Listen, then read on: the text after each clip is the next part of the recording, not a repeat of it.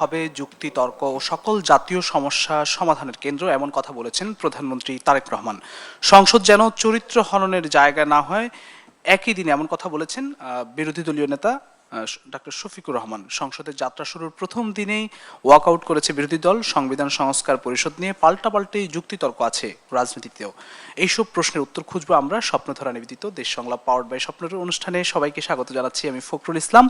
আজকে আমাদের সঙ্গে এই অনুষ্ঠানের শিরোনামটি আমি একটু বলে রাখতে চাই, কেমন হবে সংসদ। এই শিরোনামে কথা বলতে আমাদের সঙ্গে সম্মানিত 6 জন অতিথি আছেন। আমি একটু শুরুতে তাদের পরিচয় করাতে চাই। আমার সঙ্গে আছেন, একদম সর্বডান থেকে আমি পরিচয় করাতে চাই, আছেন ডক্টর সাব্বির আহমেদ, অধ্যাপক, ঢাকা বিশ্ববিদ্যালয়, এবং এরপরে আছেন এম এ আজিজ, সিনিয়র সাংবাদিক। তারপর আছেন A B M Mosharraf Hossain, সংসদ সদস্য, বিএনপি। এবং আমার সর্ববায়ে ডক্টর মোহাম্মদ আব্দুল মান্নান, তিনি কিছুক্ষণের মধ্যে যুক্ত হবেন, সহকারী সেক্রেটারি, বাংলাদেশ জামাত ইসলামী দক্ষিণ। এবং এরপরে আমাদের সঙ্গে আছেন আব্দুল্লাহ কাফি রতন, সাধারণ সম্পাদক, বাংলাদেশের কমিউনিস্ট পার্টি। এবং এরপরে আছেন জনাব আবু আলম শহীদ খান, সাবেক সচিব ও স্থানীয় সরকার বিশেষজ্ঞ। আমি সবাইকে স্বাগত জানাচ্ছি আজকের এই অনুষ্ঠানে। আমি শুরুতে আমার একদম সর্বডানে যিনি রয়েছেন ডক্টর সাব্বির আহমেদ স্যার, আপনাকে দিয়ে আমি একটু শুরু করতে চাই। আমরা ত্রয়োদশ জাতীয় সংসদের যাত্রা শুরু হলো, আমরা দেখলাম এটি গণতন্ত্রের নতুন একটি অগ্রযাত্রা। আমরা এর আগে যদি সংসদ দেখে থাকি, সংসদ বর্জনের রেকর্ডও আমরা কিন্তু দেখেছি। এবং গত 54 বছরের যে সংসদ, সেই জায়গা থেকে একটি নতুনভাবে শুরুর একটি স্বপ্ন দেখছে সরকার, বিরোধী দল কিংবা দেশের মানুষ। সেই জায়গা থেকে আসলে কতটা বেরিয়ে আসতে পারবে বলে আপনি মনে করেন? সম্মানিত সঞ্চালক এবং আজকে এখানে যারা উপস্থিত আছেন আমার সাথে সহ আলোচক বৃন্দ, আমরা গতকালকে দেখলাম যে ত্রয়োদশ সংসদের প্রথম অধিবেশনটি হয়ে গেল। আমি মনে করি যে 24-এর গণ অভ্যুত্থানের পরে এই অধিবেশন গণতন্ত্রের উত্তরণের ক্ষেত্রে একটি খুবই গুরুত্বপূর্ণ উদ্যোগ বলে আমি মনে করি আর কি। এবং এই প্রথম অধিবেশন, যেহেতু এটা প্রথম অধিবেশন, সুতরাং এই প্রথম অধিবেশনটা মূলত অধিকাংশ ক্ষেত্রে আমার মতে মনে হয়েছে যে এটা আনুষ্ঠানিকতার সর্বস্ব। আমরা এই অধিবেশনের থেকেও আমরা তবুও কিছুটা ধারণা আমরা পাবো যে সামনের দিনে এই সংসদটা কেমন হবে। তা আমরা দেখলাম যে এই অধিবেশনে যেটা সংসদে বিগত দিনের মতো ছিল না, যে স্পিকার বা ডেপুটি স্পিকার পরবর্তী স্পিকার বা ডেপুটি স্পিকারের হাতে যে দায়িত্ব তুলে দেওয়ার বিষয়টি সেরকম ছিল না। যেহেতু গণ অভ্যুত্থান হয়েছে, যে গণ অভ্যুত্থানের প্রেক্ষাপটে আমরা দেখলাম যে এখানে কোনো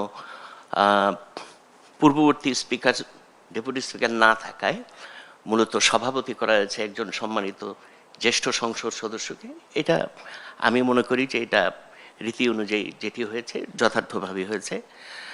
এবং দেখলাম যে প্রথম অধিবেশনে বিধি মোতাবেক যা হওয়ার কথা, অর্থাৎ বিগত সরকারের আমলে যে অধ্যাদেশগুলো, প্রায় 133টা অধ্যাদেশ, সে অধ্যাদেশগুলো উত্থাপন হয়েছে এবং অধ্যাদেশগুলোর কোনগুলো রাখা হবে কি হবে না এটার জন্য একটা যাচাই বাছাই কমিটিও করা হয়েছে।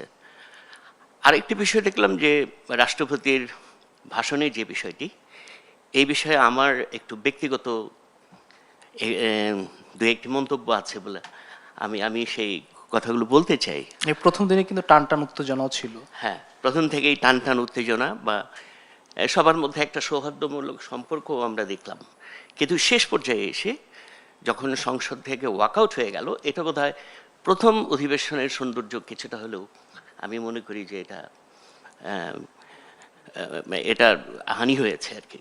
আর যে কথাটা বলতে চাই যে আমার কাছে আমি মনে করি যে প্রথম অধিবেশনে একটি শব্দ যখন ব্যবহার করা হয়েছে প্লেকার্ডে, যে শব্দটি গাদ্দার ব্যবহার করা হয়েছে, গাদ্দার নামে যে শব্দটি প্লেকার্ডের মধ্যে ব্যবহার করা হয়েছে, আমি মনে করি যে এটা একটা আনপার্লামেন্টারি ল্যাঙ্গুয়েজ।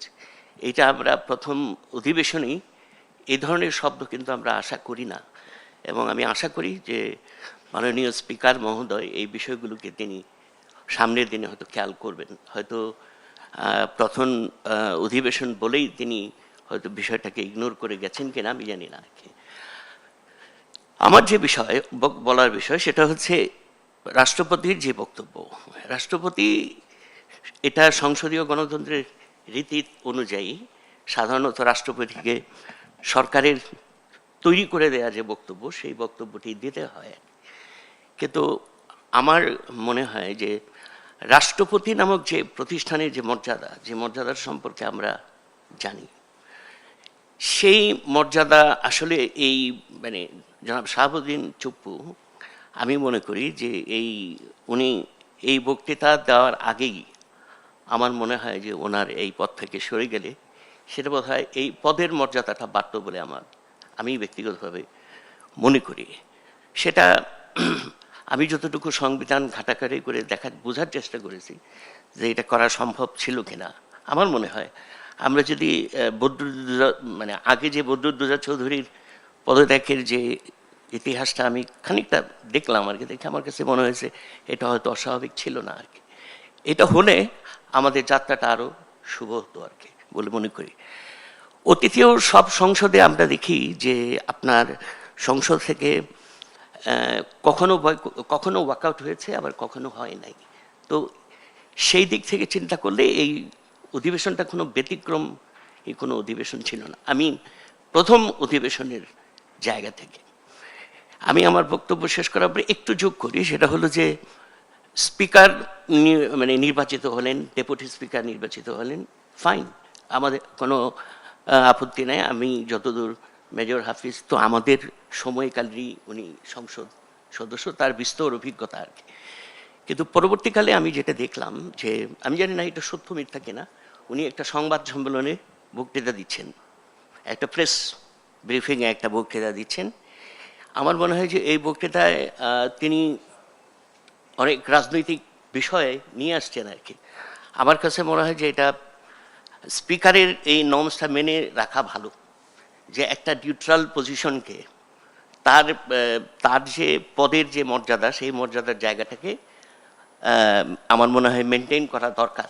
এক স্পিকারের নিউট্রালিটি খুব ভেরি ইম্পর্টেন্ট আপনার এই সংসদীয় গণতন্ত্রকে যদি আমরা কার্যকর করতে চাই।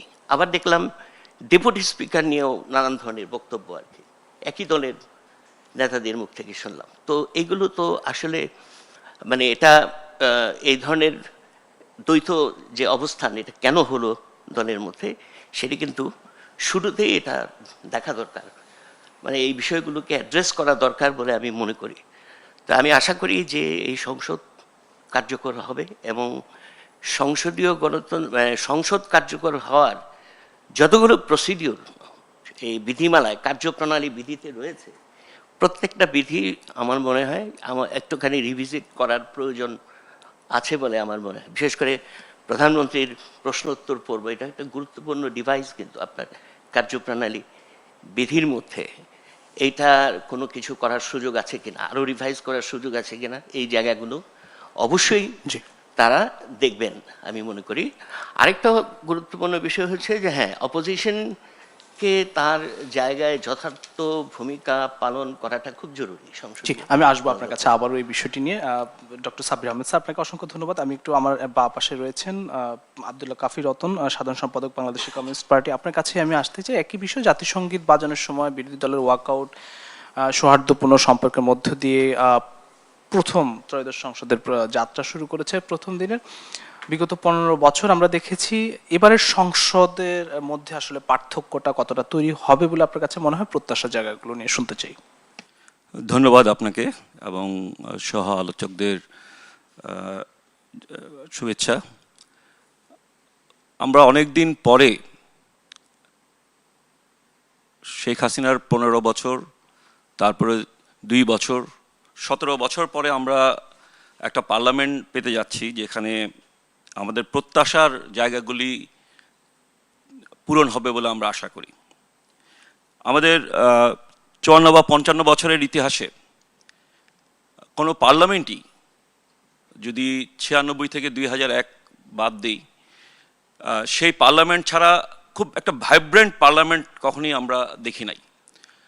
স্বাধীনতার পরে যে পার্লামেন্ট হয়েছিল, সেই পার্লামেন্ট চাইলে এটাকে ভাইব্রেন্ট করা যেত, কিন্তু আমরা জানি খন্দকার মোস্তাকের মতো একজন পরবর্তীতে যিনি হত্যাকারী হিসাবে চিহ্নিত হয়েছেন তাকে জেতানোর জন্য ব্যালট বাক্স ছিনতাই করা হয়েছে। এবং আমাদের পার্টি, কমিউনিস্ট পার্টি, আমাদের সেই সময় আমাদের এলি, ন্যাশনাল আওয়ামী পার্টি, ন্যাপ, অনেক প্রার্থীকে, বিজয়ী প্রার্থীকে পরাজিত করা হয়েছিল। এই সংসদ নির্বাচন, এই সংসদের শুরুর দিন, এটা আমি বলে রাখা ভালো যে শোক প্রস্তাব উত্থাপন করা হয়েছে সেইটা আমাদের জাতির আকাঙ্ক্ষার পরিপন্থী। আপনি কোনটির কথা বলছেন? শোক প্রস্তাব। কারণ এই শোক প্রস্তাবে এমন কয়েকজনের নাম আছে যারা ৭১ সালের মুক্তিযুদ্ধের সময় মানবতা বিরোধী অপরাধের কারণে, খুব সহজ ভাষা যাদেরকে বলে আমি, যুদ্ধাপরাধী, এবং তারা দণ্ডিত, তাদের অপরাধ প্রমাণিত হয়েছে এবং তারা দণ্ড ভোগ করেছেন, তাদের নাম শোক প্রস্তাবে আনা হয়েছে। এমন একজনের নাম এই শোক প্রস্তাবে আছে, এটার একটা আগের যারা ছিলেন তাদের জন্য লজিক হচ্ছে যে তারা জাতীয় সংসদের সদস্য ছিলেন, কিন্তু এমন একজনের নাম এই শোক প্রস্তাবে আছে যিনি ৭১ সালে রাজাকার বাহিনীর প্রতিষ্ঠাতা ছিলেন, জামাত ইসলামের মাওলানা ইউসুফ। তিনি তো বাংলাদেশের কোনো পার্লামেন্টের সদস্য ছিলেন না, তাহলে কেন তার জন্য শোক প্রস্তাব আনা হলো? এই শোক প্রস্তাবের মধ্য দিয়ে আমাদের মুক্তিযুদ্ধের যে ইতিহাস, সেই ইতিহাসকে বিকৃত করার অপচেষ্টা করা হয়েছে। এবং দুর্ভাগ্যজনক হলো সত্য যে তাদের নাম প্রস্তাব করেছে সরকারি দল। জামাত ইসলাম যদি করত তাহলে, এবং তার বিরুদ্ধে যদি সরকারি দল করত, যদি তারপরও যদি সেইটা আপনার পাশ হয়ে যেত, সেই কাজগুলি আমরা মানে মেনে নিতে পারতাম। কিন্তু যেই দল, আমার মনে আছে আমরা বেগম খালেদা জিয়ার মৃত্যুর পরে তারেক রহমান সাহেবের সাথে দেখা করতে গিয়েছিলাম, এখন আমাদের দেশের প্রধানমন্ত্রী, তিনি স্পষ্ট করে বলেছিলেন মুক্তিযুদ্ধ বাদ দিলে আমাদের অস্তিত্ব থাকে না। এবং পুরো নির্বাচনী প্রচারণায় জনাব তারেক রহমান তিনি অঙ্গীকার করেছিলেন যে মুক্তিযুদ্ধের যে ইতিহাস, ঐতিহ্য, সেইগুলিকে তিনি ঊর্ধ্বে তুলে ধরবেন, এবং জনগণ সেই কারণে তাকে ম্যান্ডেট দিয়েছে। কোনো রাজাকারকে বা কোনো আলবদরকে তার ইতিহাসে জায়গা দেওয়ার জন্য তাকে নির্বাচিত করা হয়নি। এই জায়গাটা আমার মনে হয় যে বাংলাদেশের মানুষ খুব দুঃখের সাথে এটা অবলোকন করেছে। আমরা বিশ্বাস করি এই স্বপ্নগুলিতেই তৈরি হবে স্বপ্নের বাংলাদেশ। স্বপ্নধারা, ধরনীর বুকে স্বপ্নের ঠিকানা। আর যারা আমাদের ৭১ সালে আমাদের দেশকে মানতে পারেনি, দেশের স্বাধীনতা চায় নাই, তারা যে আমাদের জাতীয় সঙ্গীতের প্রতি শ্রদ্ধা দেখাবে এটা আমি আশা করি না, এবং সেই কাজটাই তারা করেছে। পার্লামেন্টে যখন জাতীয় সঙ্গীত বাজানো হচ্ছিল তখন শুধু জামাত ইসলাম না, এই ২৪-এর গণঅভ্যুত্থান দিয়ে যে তরুণরা ক্ষমতায় গেছে, সেই তরুণরাও হলো আপনার জাতীয় সঙ্গীতের প্রতি অবমাননা করেছে। আমি এইটার তীব্র নিন্দা জানাই, এবং যারা এই অপকর্ম করেছে, স্পিকার তার ক্ষমতা বলে তাদের বিরুদ্ধে শাস্তিমূলক ব্যবস্থা গ্রহণ করবেন, সেটা আমি প্রত্যাশা করি। আরেকটা হচ্ছে যে রাষ্ট্রপতি, আমি রাষ্ট্রপতিকে সাপোর্ট করছি না। রাষ্ট্রপতির অতীত ঐতিহ্য খুব একটা ভালো না, কিন্তু রাষ্ট্রপতি যখন, রাষ্ট্রপতির কাছে আপনি উপদেষ্টা হিসেবে শপথ নিতে পারেন আর রাষ্ট্রপতির বক্তৃতা আপনি শুনতে পারবেন না, এই যে দ্বৈত চরিত্র যেটা আমাদের তরুণ সংসদরা দেখালেন, যারা এই কিছুদিন আগে, ১-১.৫ বছর আগে শপথ নিলেন, তার কাছে ওথ নিলেন, ওথ নিয়ে উপদেষ্টা হলেন, তার বক্তব্য শুনতে পারবেন না। এবং আমি আপনার সাথে একমত, স্যারের সাথে একমত যে পার্লামেন্টের মধ্যে কতগুলি পার্লামেন্টারি ল্যাঙ্গুয়েজ আছে। পার্লামেন্টে কিন্তু বলা যায় না যে আপনি মিথ্যা বলেছেন, বলা যায় যে আপনি অসত্য বলেছেন। সেইখানে গাদ্দার এই প্ল্যাকার্ড নিয়ে পার্লামেন্টের ভিতরে প্রবেশ করা, এইটাও কিন্তু পার্লামেন্টারি প্রসিডিওর এবং পার্লামেন্টারি শৃঙ্খলার পরিপন্থী। সুতরাং এই পার্লামেন্টারি শৃঙ্খলা যারা ভেঙেছেন তাদের বিরুদ্ধে হলো ব্যবস্থা নেওয়া উচিত। আরেকটা কথা হচ্ছে যে এই পার্লামেন্ট কেমন হবে এটা কিন্তু মর্নিং শোজ দ্য ডে, যদিও প্রতিদিন এটা সত্য হয় না, সকালবেলা দেখে প্রতিদিন একই রকম যায় না, কিন্তু এই পার্লামেন্ট যে আপনার কতটা দেশের মানুষের স্বার্থে কথা বলবে সেই বিষয়টা নিয়ে আমার একটু সন্দেহ আছে। এই যে 133টা অধ্যাদেশ উত্থাপন করা হলো, এখানে আমার বন্ধু জাতীয় সংসদ সদস্য আছেন, তার কাছে আমি অনুরোধ করব যেই অধ্যাদেশগুলি জনগণের স্বার্থ পরিপন্থী সেইগুলিকে তারা যেন ছুঁড়ে ফেলে দেয়। যেগুলি জনগণের স্বার্থকে সংরক্ষণ করবে শুধু সেইগুলিকে রেখে বাকিগুলিকে যেন তারা নাল অ্যান্ড ভয়েড করে দেয়। এবং আমি এই পার্লামেন্টের কাছে, এই যে পার্লামেন্টটা হয়েছে সেই পার্লামেন্টের কাছে আবেদন জানাবো যে নির্বাচনের ঠিক আগেই 9 ফেব্রুয়ারি এখতিয়ার বহির্ভূতভাবে, আমরা জানি নির্বাচন ঘোষণার পরে যারা সরকারে থাকে তারা আসলে ডে টু ডে ওয়ার্ক করে, তারা মানে বড় ধরনের কোনো সিদ্ধান্ত গ্রহণ করে না, কিন্তু জনগণকে অন্ধকারে রেখে নির্বাচনের মধ্যে ব্যস্ত রেখে এই তত্ত্বাবধায়ক সরকার প্রফেসর ইউনূসের নেতৃত্বাধীন অন্তর্বর্তীকালীন সরকার, প্রফেসর ইউনূসের নেতৃত্বাধীন অন্তর্বর্তীকালীন সরকার এবং তার যিনি পররাষ্ট্র উপদেষ্টা ছিলেন খলিলুর রহমান সাহেব একটা চুক্তি স্বাক্ষর করেছেন, বাণিজ্য চুক্তি, যেটা পরিপূর্ণভাবে বাংলাদেশের শ্রমিক, কৃষক এবং বাংলাদেশের সাধারণ মানুষের স্বার্থের পরিপন্থী। এবং আমি আশা করব জনাব তারেক রহমান, তিনি নির্বাচনের আগে আলু চাষিদের কথা বলেছিলেন, আলু চাষিদের দুঃখের কথা বলেছিলেন, সেই তারেক রহমান সাহেব এই বাণিজ্য চুক্তি বাতিল করবেন। এবং আমি প্রত্যাশা করতে চাই যে সংসদে অনেক বাধা আসবে, যারা দেশ বিরোধী শক্তি, যারা 71 সালে আমাদের দেশকে স্বাধীন করতে চায় নাই, দেশের স্বাধীনতা চায় নাই, তারা এই দেশে অগ্রগতি চাইবে এটা আমি ভাবতেই পারি না। ফলে পার্লামেন্টে নানা ধরনের প্রতিবন্ধকতা তৈরি করবে, নানা রকম জটিলতা তৈরি করবে, নানা রকম সংঘাত তৈরি করবে, নানা রকম দাঙ্গা তৈরি করবে, তাদেরকে কঠোর হস্তে যেন দমন করা হয় এবং পার্লামেন্টারি প্রসিডিওর অনুযায়ী যেন সেটা ব্যবস্থা গ্রহণ করে, কোনো ধরনের আনরুলি ব্যবস্থা যেন তারা গ্রহণ করতে না পারে। এইটাই আমার প্রত্যাশা থাকলো। পরবর্তীতে আরো যদি সংসদ নেতা প্রধানমন্ত্রী তারেক রহমান বললেন সব সমস্যার সমাধানের কেন্দ্র হোক সংসদ, এবং তাই হওয়ার কথা, কিন্তু আমরা গত 54 বছরের যেই প্রেক্ষাপট দেখলাম সেই ধারাবাহিকতা আসলে এবারের সংসদ কেমন হতে পারে, আপনি কোনো ভিন্নতা খুঁজে পান কিনা বা আসার জায়গাটা বলবেন। জ্বালাইছি তো। ধন্যবাদ আপনাকে এবং শ্রদ্ধেয় আলোচকবৃন্দ এবং দর্শক শ্রোতা। আমরা এই সংসদে এও আছে যে স্পিকার মারাও গেছে, বিরোধী দল ওয়াকআউট করতে পারে, কিন্তু এবারে যে ঘটনাগুলি ঘটেছে, 1 নম্বর কথা হচ্ছে যে ধরেন সংসদ ভবনে সংসদ অধিবেশনে মাইক ঠিক মতো চলে নাই। হ্যাঁ, এটা তো দায়িত্ব ছিল সংসদ সচিবালয়ের গণপূর্ত বিভাগের, একজন আরেকজনের কথা শোনে নাই। আপনি খেয়াল করে দেখেন অনেকেই, প্রধানমন্ত্রীকেও দেখছি কানের ভিতরে লাগায় রাখে, চেষ্টা করছে শোনার জন্য, শুনতে পায় নাই। 1, 2 হচ্ছে শোক প্রস্তাব। এই শোক প্রস্তাবটা সম্পূর্ণ অগোছালো। এটা আগে কার শোক প্রস্তাব নেওয়া হবে, এটা আগে একটা কিচেন ক্যাবিনেট বলেন, কারোর সাথে আলাপ করে বলেন, অথবা বিরোধী দলগুলো আছে সবার সাথে মিলে একটা শোক প্রস্তাব উত্থাপন করা উচিত ছিল। শেষ করা হলো যদি কারো নাম বাদ থাকে তাহলে আপনারা সংসদ সচিবালয়ে পৌঁছে দিবেন। এভাবে তো সংসদের শোক প্রস্তাব হয় না। এখন অনেকে বাদ পড়েছেন, অনেকে ঢুকে গেছেন যেগুলো আনওয়ান্টেড। তাহলে ডক্টর জাফরুল্লাহর নাম নাই, অনেকের নামই তো নিছেন, তার নাম নিলেন না। হ্যাঁ, এরকম আরও নাম বাদ পড়েছে। তো সুতরাং শোক প্রস্তাবটাও ঠিক মতো হয় নাই। অর্থাৎ আপনি বলতে পারেন স্পিকার হঠাৎ করে হলো, তিনি হয়তো না, এটা সচিবালয় তো সাপোর্ট দিচ্ছে, তাকে লিখে দিবে তো। তারপরে আমার কথা হলো, আমরা তো অভ্যুত্থানের পরে একটা গণতন্ত্র আশা করেছি, গণতান্ত্রিক সব জায়গায় গণতান্ত্রিক চর্চা থাকবে। এটা যদি একটা বক্তব্য হলো কিছু লোকের সাথে কথা বলতো, তাহলে কিন্তু শোক প্রস্তাবটা এভাবে এলোমেলো হতো না।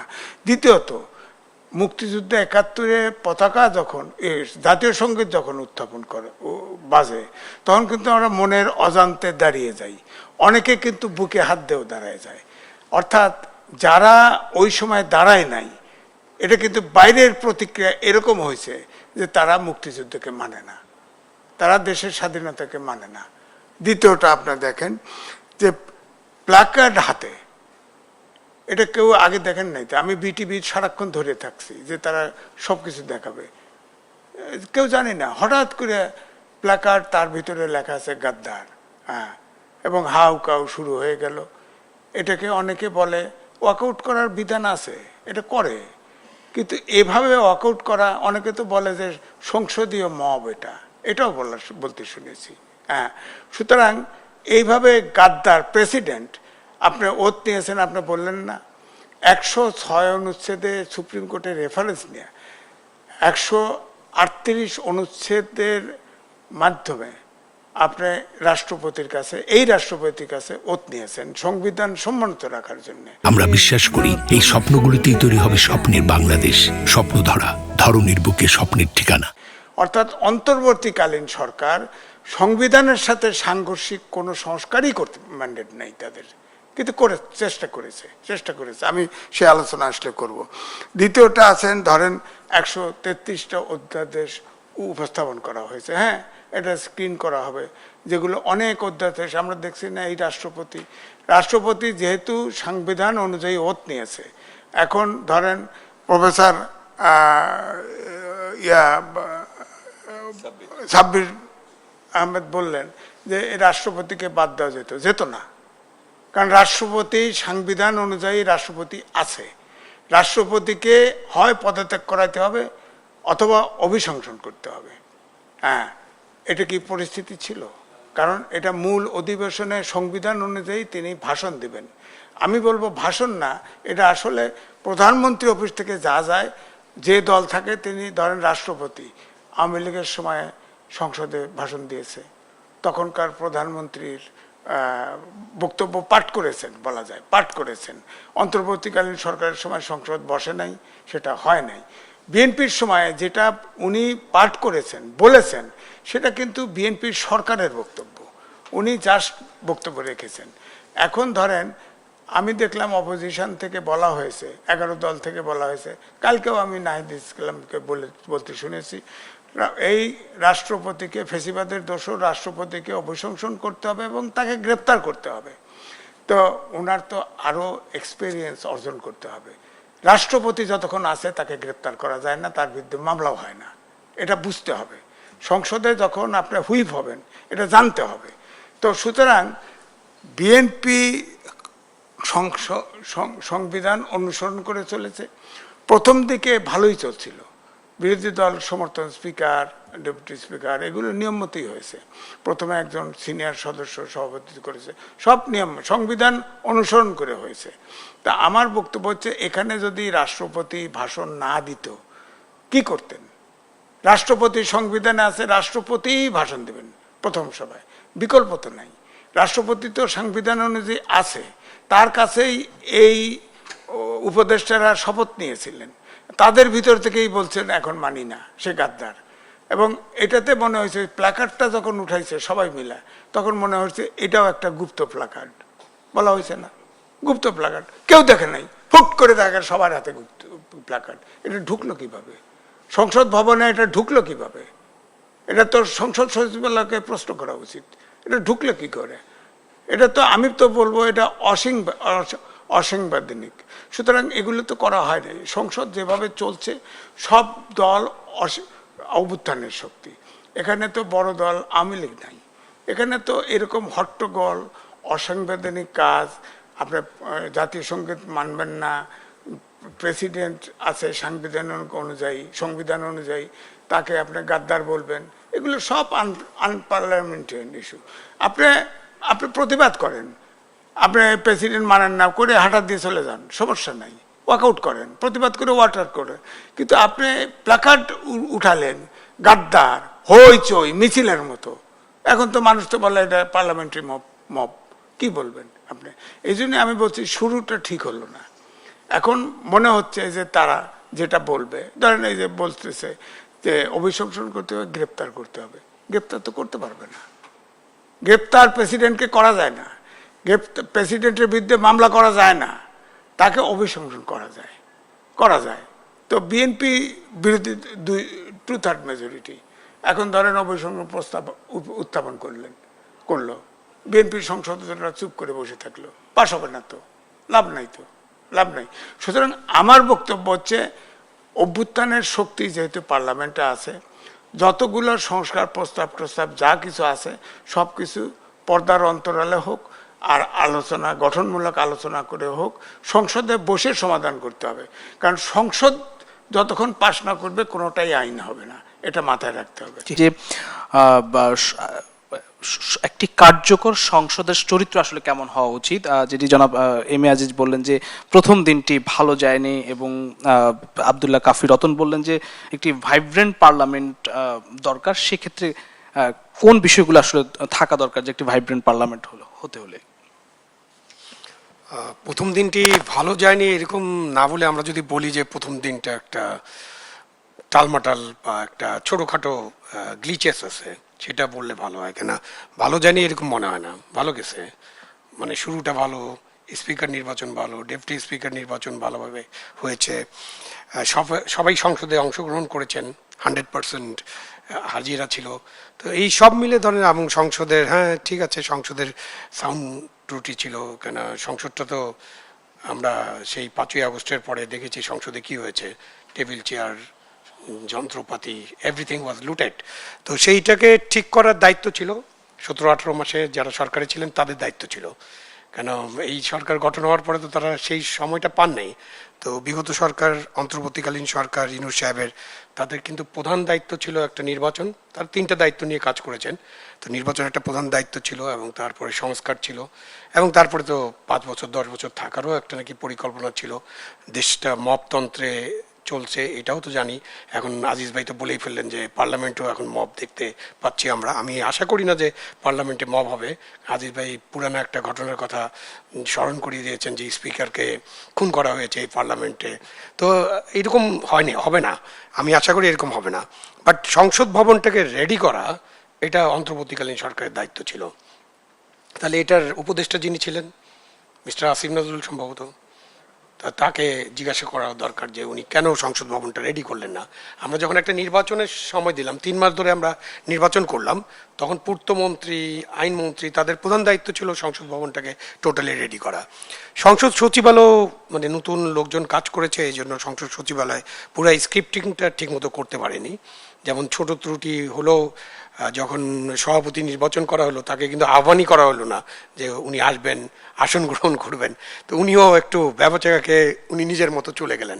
তো এইসব ছোটোখাটো ত্রুটি বিচ্যুতি আছে, এগুলো ঠিক হয়ে যাবে আমি আশা করি। কেন সংসদ সচিবালয় যখন সচল হবে এবং যখন সময় পাওয়া যাবে, এই টেকনিক্যাল ত্রুটি বিচ্যুতি থাকবে না।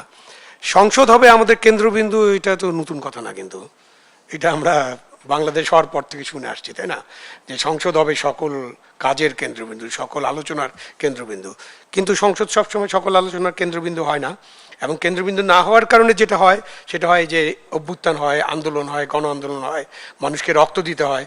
তো সুতরাং আমরা সংসদ কেমন চাই যদি জিজ্ঞেস করেন, তাহলে আমরা এখন এমন সংসদ চাই যেটা 54 বছর ধরে স্বপ্ন দেখেছে এদেশের মানুষ, সেরকম একটা সংসদ হোক যেখানে সব কিছু আলাপ আলোচনার মধ্যে দিয়ে আমরা মীমাংসায় পৌঁছতে পারবো, এবং আমরা সেই রকম আইন কানুন পাবো, বিধি পাবো, আইন কানুন পাবো যেগুলো জনগণের স্বার্থকে প্রতিনিধিত্ব করবে। সেটা আমাদের প্রত্যাশা, এবং এই সংসদের কাছে এই প্রত্যাশা জনগণের প্রত্যাশা। আচরণ নিয়ে তো আলোচনা হয়েছে, আমিও খুব অবাক হয়ে গেছিলাম যখন দেখলাম যে প্ল্যাকার্ড, মানে তখন আমার কাছে মনে হলো এটা কি, হোয়াট ইজ দিস, যে হঠাৎ করে গাদ্দার প্ল্যাকার্ড এবং সকলের কাছে প্ল্যাকার্ড।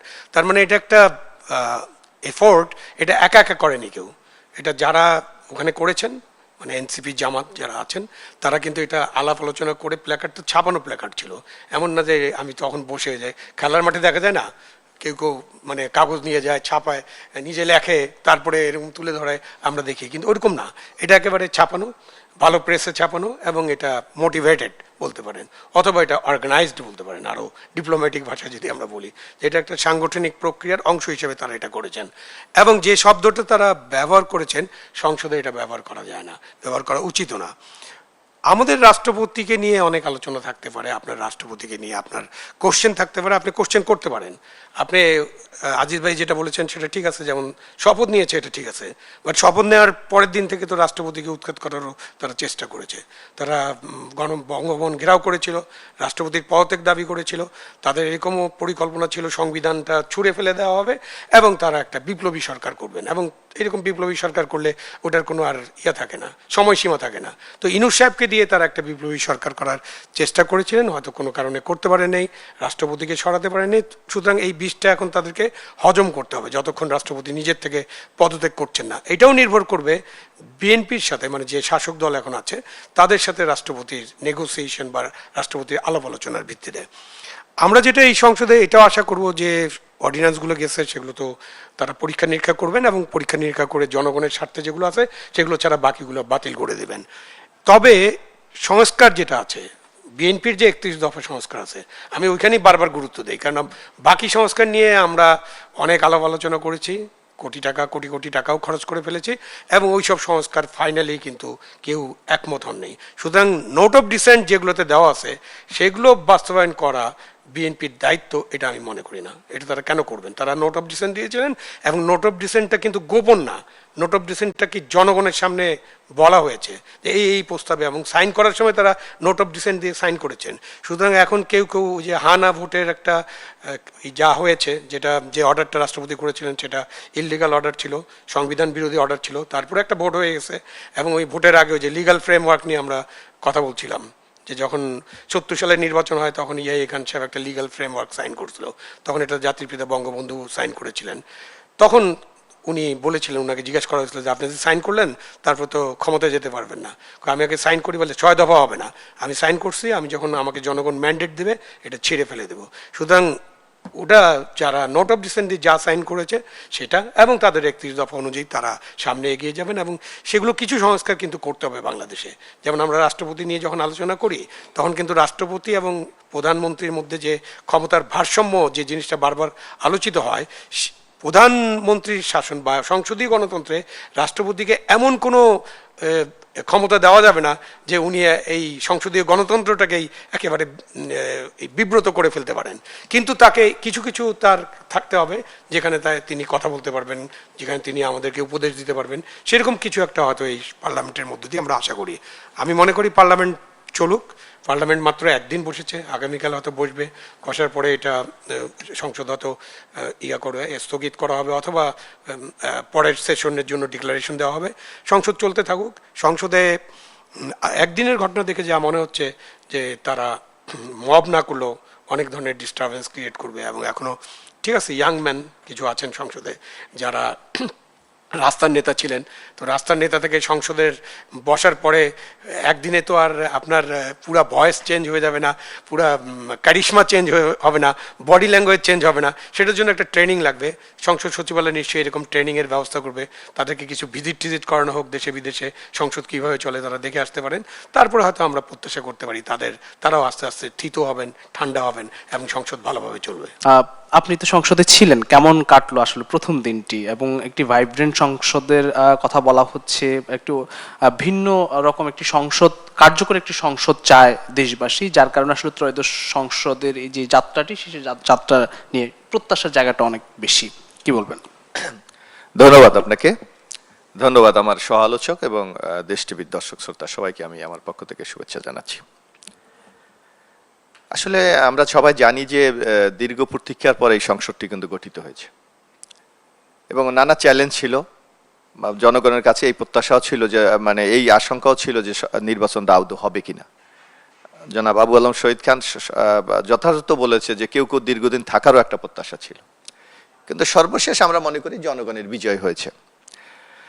তবে এই সংসদ নিয়ে আমাদের সম্মানিত বক্তারা অনেক কথা বলেছে, আমি একটু তাদেরকে স্মরণ করে দিতে চাই যে এই সংসদে যারা সংসদ সদস্য প্রায় 3 ভাগের 2 ভাগ কিন্তু নবীন সংসদ, যারা জীবনে প্রথমবার এই সংসদে গিয়েছে।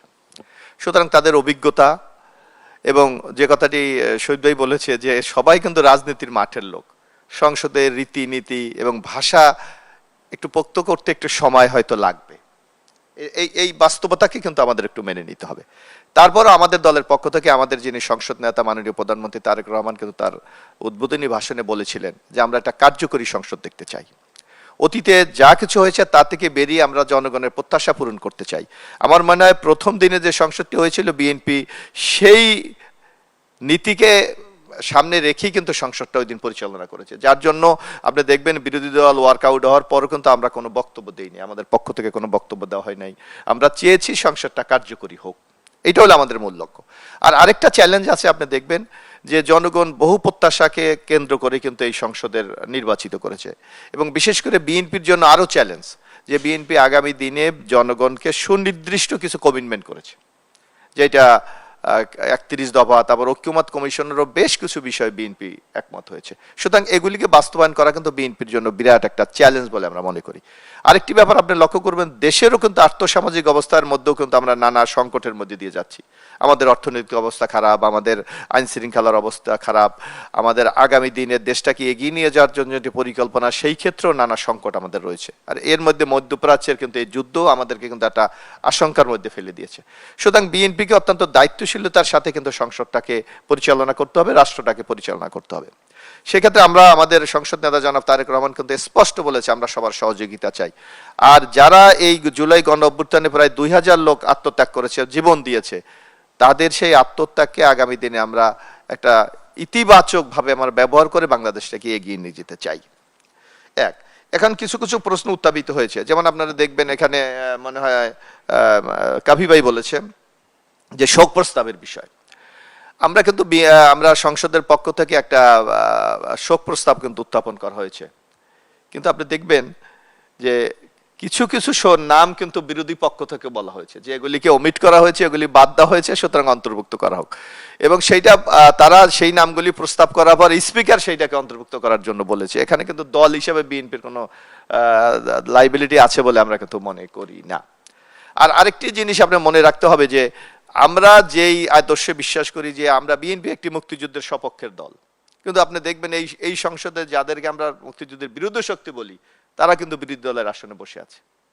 এইটাও কিন্তু আমাদেরকে সামনে রেখে কিন্তু আমাদের বক্তব্যগুলি রাখতে হবে, এবং তারাও যে সংসদ সদস্য হবে তাদের যে অধিকার, সেই হিসাবে তারাও কিন্তু বক্তব্য রাখে।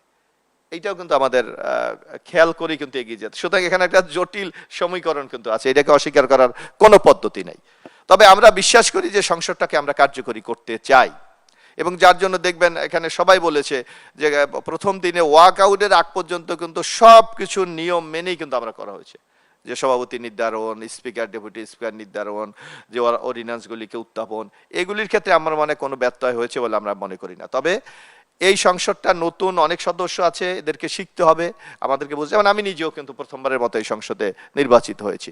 সুতরাং আমাদের অনেক কিছু শেখার আছে, বোঝার আছে, কারণ সংসদের রীতিনীতি একটা জিনিস আর রাজনীতির মাঠের জিনিস কিন্তু আলাদা জিনিস।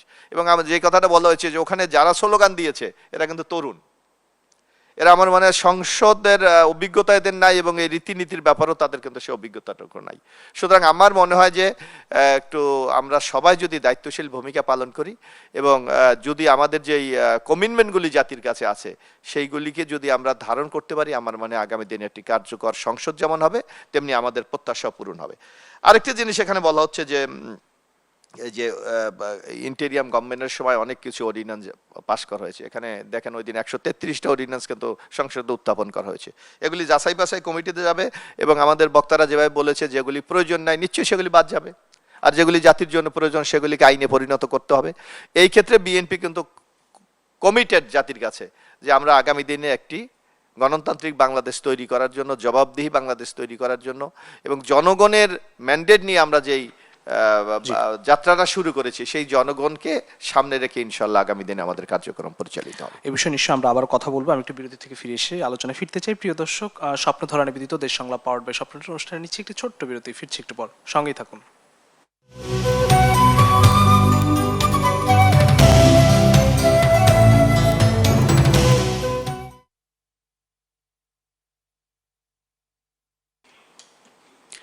স্বপ্নধারা নিবেদিত দেশ সংগ্রাম পাওয়ার্ড বাই স্বপ্নটা অনুষ্ঠানে আরও একবার স্বাগত জানাচ্ছি। আমি একটু যেতে চাই, আমার সর্বরানে রয়েছেন ডক্টর সাব্বির আহমেদ, অধ্যাপক, ঢাকা বিশ্ববিদ্যালয়। স্যার, আপনার কাছে আসি। আপনি বলছেন যে 133টি অধ্যাদেশ অন্তর্বর্তীকালীন সরকারের, সেগুলো যাচাই বাছাইয়ের জন্য প্রথম সংসদের প্রথম অধিবেশনে একটি যাচাই বাছাই কমিটি করে দেওয়া হয়েছে। কতগুলো আসলে আইনে পরিণত হওয়া উচিত, বা এটি নিয়ে আপনার পর্যালোচনাকে একটু জানতে চাই। ধন্যবাদ।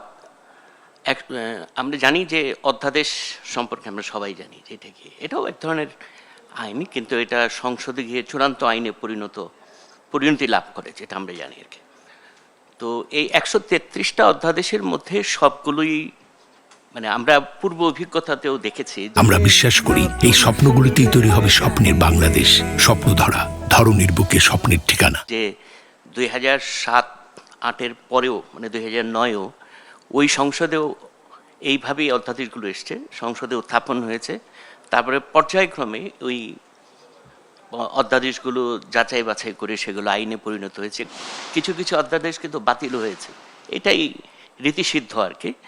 আমার মনে হয় যে এখানেও তাই হবে, যে অধ্যাদেশগুলো যাচাই বাছাই হবে এবং যেগুলো আমাদের জাতীয় স্বার্থের অনুকূলে সেই অধ্যাদেশগুলো আইনে পরিণত হবে আমি আশা করছি। আর যেগুলো আমাদের জাতীয় স্বার্থের বিপরীতে সেই অধ্যাদেশগুলো তো অবশ্যই বাতিল হবে এবং সেটা সংসদই সেগুলোকে বাতিল করার সিদ্ধান্ত নেবে, এই আর কি। অসংখ্য ধন্যবাদ doctor EVM Sabbir Ahmed sir. আমি একটু যেতে চাই, আমার বাম পাশে রয়েছেন আব্দুল্লাহ কাফি রতন ভাই। আপনার কাছে একটু আসে যে সংবিধান সংস্কার কমিশন করে কি সংবিধান পরিবর্তন হচ্ছে, নাকি প্রচলিত নিয়ম অনুযায়ী আগে যেভাবে হতো সেভাবে হচ্ছে? আরেকটি অধ্যাদেশের বিষয়টি নিয়ে যদি আপনার পর্যালোচনা একটু বলেন। 133টি ধন্যবাদ। জুলাই জাতীয় সনদ যেটা গ্রহণ করা হয়েছে, সেইখানে অনেকগুলি ইস্যুতে ঐক্যমত্য হয়েছে, আবার অনেকগুলি ইস্যুতে ঐক্যমত্য হয়নি। নোট অফ ডিসেন্ট দেওয়া আছে, এবং নোট অফ ডিসেন্টে ওই দেখবেন জুলাই জাতীয় সনদের নিচে লেখা আছে, দলের ক্রমিক সংখ্যা আছে 1-2 করে, সেখানে কোন কোন দল হলো নোট অফ ডিসেন্ট দিয়েছে, ভিন্নমত প্রকাশ করেছে, এটা বাতিল করার জন্য বলেছে, এগুলি সব কিছু এখানে হলো বলা আছে। ফলে আমরা যে আমরা এই আলোচনা, ঐক্যমত্য কমিশনের আলোচনায় ছিলাম, কমিউনিস্ট পার্টি এবং আমাদের আরও তিনটা বামপন্থী দল। আমরা কিন্তু ঐক্যমত্য কমিশনে প্রথম দিন যেদিন প্রফেসর ইউনূস বক্তৃতা দিয়েছেন, উনি বলেছেন যেই সব বিষয়গুলিতে ঐক্যমত্য হবে শুধুমাত্র সেই বিষয়গুলি হলো গ্রহণ করা হবে, আর যেগুলি হচ্ছে হলো আপনার নোট অফ ডিসেন্ট থাকবে, সেগুলি দল নির্বাচনে অংশগ্রহণ করার সময় জনগণ যদি তাদের ম্যান্ডেট দেয়, তারা তাদের মতো করেও সেগুলি করবে। তো এখন বিএনপির কাছে সুযোগ আসছে ঐক্যমত্য কমিশনে যেগুলি সর্বসম্মতভাবে গৃহীত হয়েছিল সেইগুলির উপরে আপনার সিদ্ধান্ত গ্রহণ করার। আর যেগুলি মানে তারা নোট অফ ডিসেন্ট দিয়ে, যেমন উচ্চকক্ষ বিষয়ে নোট অফ ডিসেন্ট আমাদেরও আছে, আমরা তো উচ্চকক্ষ চাই না বলে আমরা সিদ্ধান্ত দিয়েছিলাম, আর ওনারা দিয়েছিলেন যে কিভাবে উচ্চকক্ষ গঠিত হবে সেই বিষয়ে সেই নোট অফ ডিসেন্ট আছে। তো আমার মনে হয় যে সংবিধানে 142 ধারা, যেটা গণভোটের যে বিষয়গুলি আছে, এই যে গণভোটটা হলো, সেই গণভোটটা কিন্তু আমরা অপ্রয়োজনীয় বলেছিলাম। কারণ হচ্ছে এই গণভোটে সাংবিধানিকভাবে এটাকে হলো লিগালাইজ করা যায় নাই, শুধু জনগণের অভিপ্রায় বলে এই অধ্যাদেশটা দেওয়া হয়েছিল, বা প্রেসিডেন্ট অর্ডার বা যে কোনো একটা কিছু দেওয়া হয়েছিল। ফলে আমরা মনে করি যে এই সংসদেই সেই বিষয়গুলি উত্থাপন করা হোক, এবং যেগুলিতে নোট অফ ডিসেন্ট ছিল সেগুলি তারা তাদের মতো করে উত্থাপন করা হোক, এবং সেইগুলি কাঠামোগত পরিবর্তন হলে গণভোট লাগে, সংসদের 142 ধারা ইয়ে করে সেইটা ফিরে এনে তারপর একটা গণভোট করা হোক। সেই প্রক্রিয়া পার্লামেন্টে যে প্রক্রিয়া যায় সেই প্রক্রিয়াতেই যেতে হবে। আমরা ঐক্যমত্য কমিশনে কেন গিয়েছিলাম? আমরা গিয়েছিলাম যে একটা মানে যেমন ধরেন 90 সালে 3 জোটের রূপরেখা তৈরি হয়েছিল, সেটার কোনো আইনগত ভিত্তি ছিল না। আইনগত ভিত্তি আমি বলতেছি যে এইটা 3টা দল বসে কোনো একটা জায়গায় বসে স্বাক্ষর করে ফেলছে। কিন্তু এই যে আমার বক্তৃতা আমি বলেছিলাম যে এই যে আমরা ঐক্যমত্য পোষণ করেছি, সেই ঐক্যমত্যগুলি থাকবে, আর এইটার সাক্ষী থাকবে 18 কোটি জনগণ। ফলে কেউ যদি নির্বাচিত হওয়ার পর এগুলি না মানে, তাকে হচ্ছে জনগণের কাঠগড়ায় দাঁড়াতে হবে।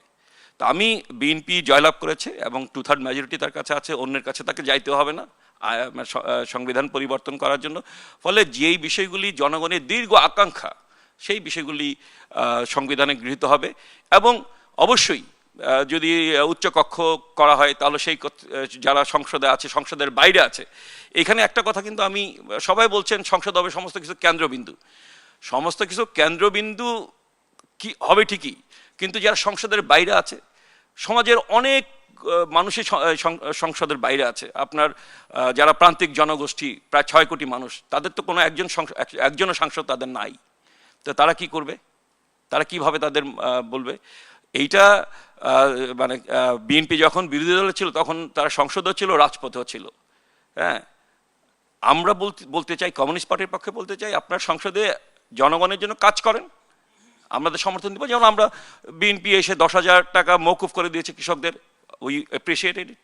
দীর্ঘদিন ধরে আমরা এই 10,000 টাকা ঋণ মওকুফ করার জন্য বলেছি এবং বিএনপি এটা করেছে, আমরা অ্যাপ্রিসিয়েট করি। ফ্যামিলি কার্ডও আমরা অ্যাপ্রিসিয়েট করি, হেলথ কার্ডও আমরা অ্যাপ্রিসিয়েট করি। আমরা আরেকটা কি কার্ড নিয়ে আস, হ্যাঁ, কৃষক কার্ড, সেটাকে আমরা অ্যাপ্রিসিয়েট করি। কিন্তু এই সব জায়গায় যে দুর্নীতি হচ্ছে বা দুর্নীতি হবে, সেইটাকে প্রতিরোধ করতে হবে। আরেকটা কথা বলি, খাল খননের যে কর্মসূচিটা তারেক রহমান সাহেব ঘোষণা করেছেন এবং বৃক্ষরোপণের যে কর্মসূচি ঘোষণা করেছেন, খাল খননের ক্ষেত্রে আমার বক্তব্য হচ্ছে যে আমরা সবাই জানি যে আমাদের প্রথম জরিপ হচ্ছে সিএস জরিপ, ব্রিটিশ আমলে হয়েছিল। সেই সিএস জরিপে আমরা বিশ্বাস করি এই স্বপ্নগুলিতেই তৈরি হবে স্বপ্নের বাংলাদেশ। স্বপ্নধারা, ধরনীর বুকে স্বপ্নের ঠিকানা।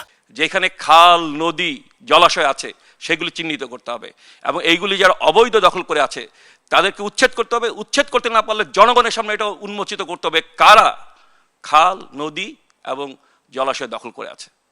এইটা যদি করতে পারে, তারেক রহমান ইতিহাসের বুকে একবার স্বর্ণাক্ষর লিখিত থাকবে তার নাম, এই দখলদারকে যদি তারা উচ্ছেদ করতে পারে। সুতরাং আমি এই কথা বলছি, সংস্কারটা কিন্তু অসম্পূর্ণ থেকে গেছে। আপনি অনেকগুলি সংস্কার, 13টা রিপোর্ট হয়েছে, শুধু একটা রিপোর্টের উপর আপনি আলোচনা করেছেন, সেটা হচ্ছে সংবিধান বিষয়ক।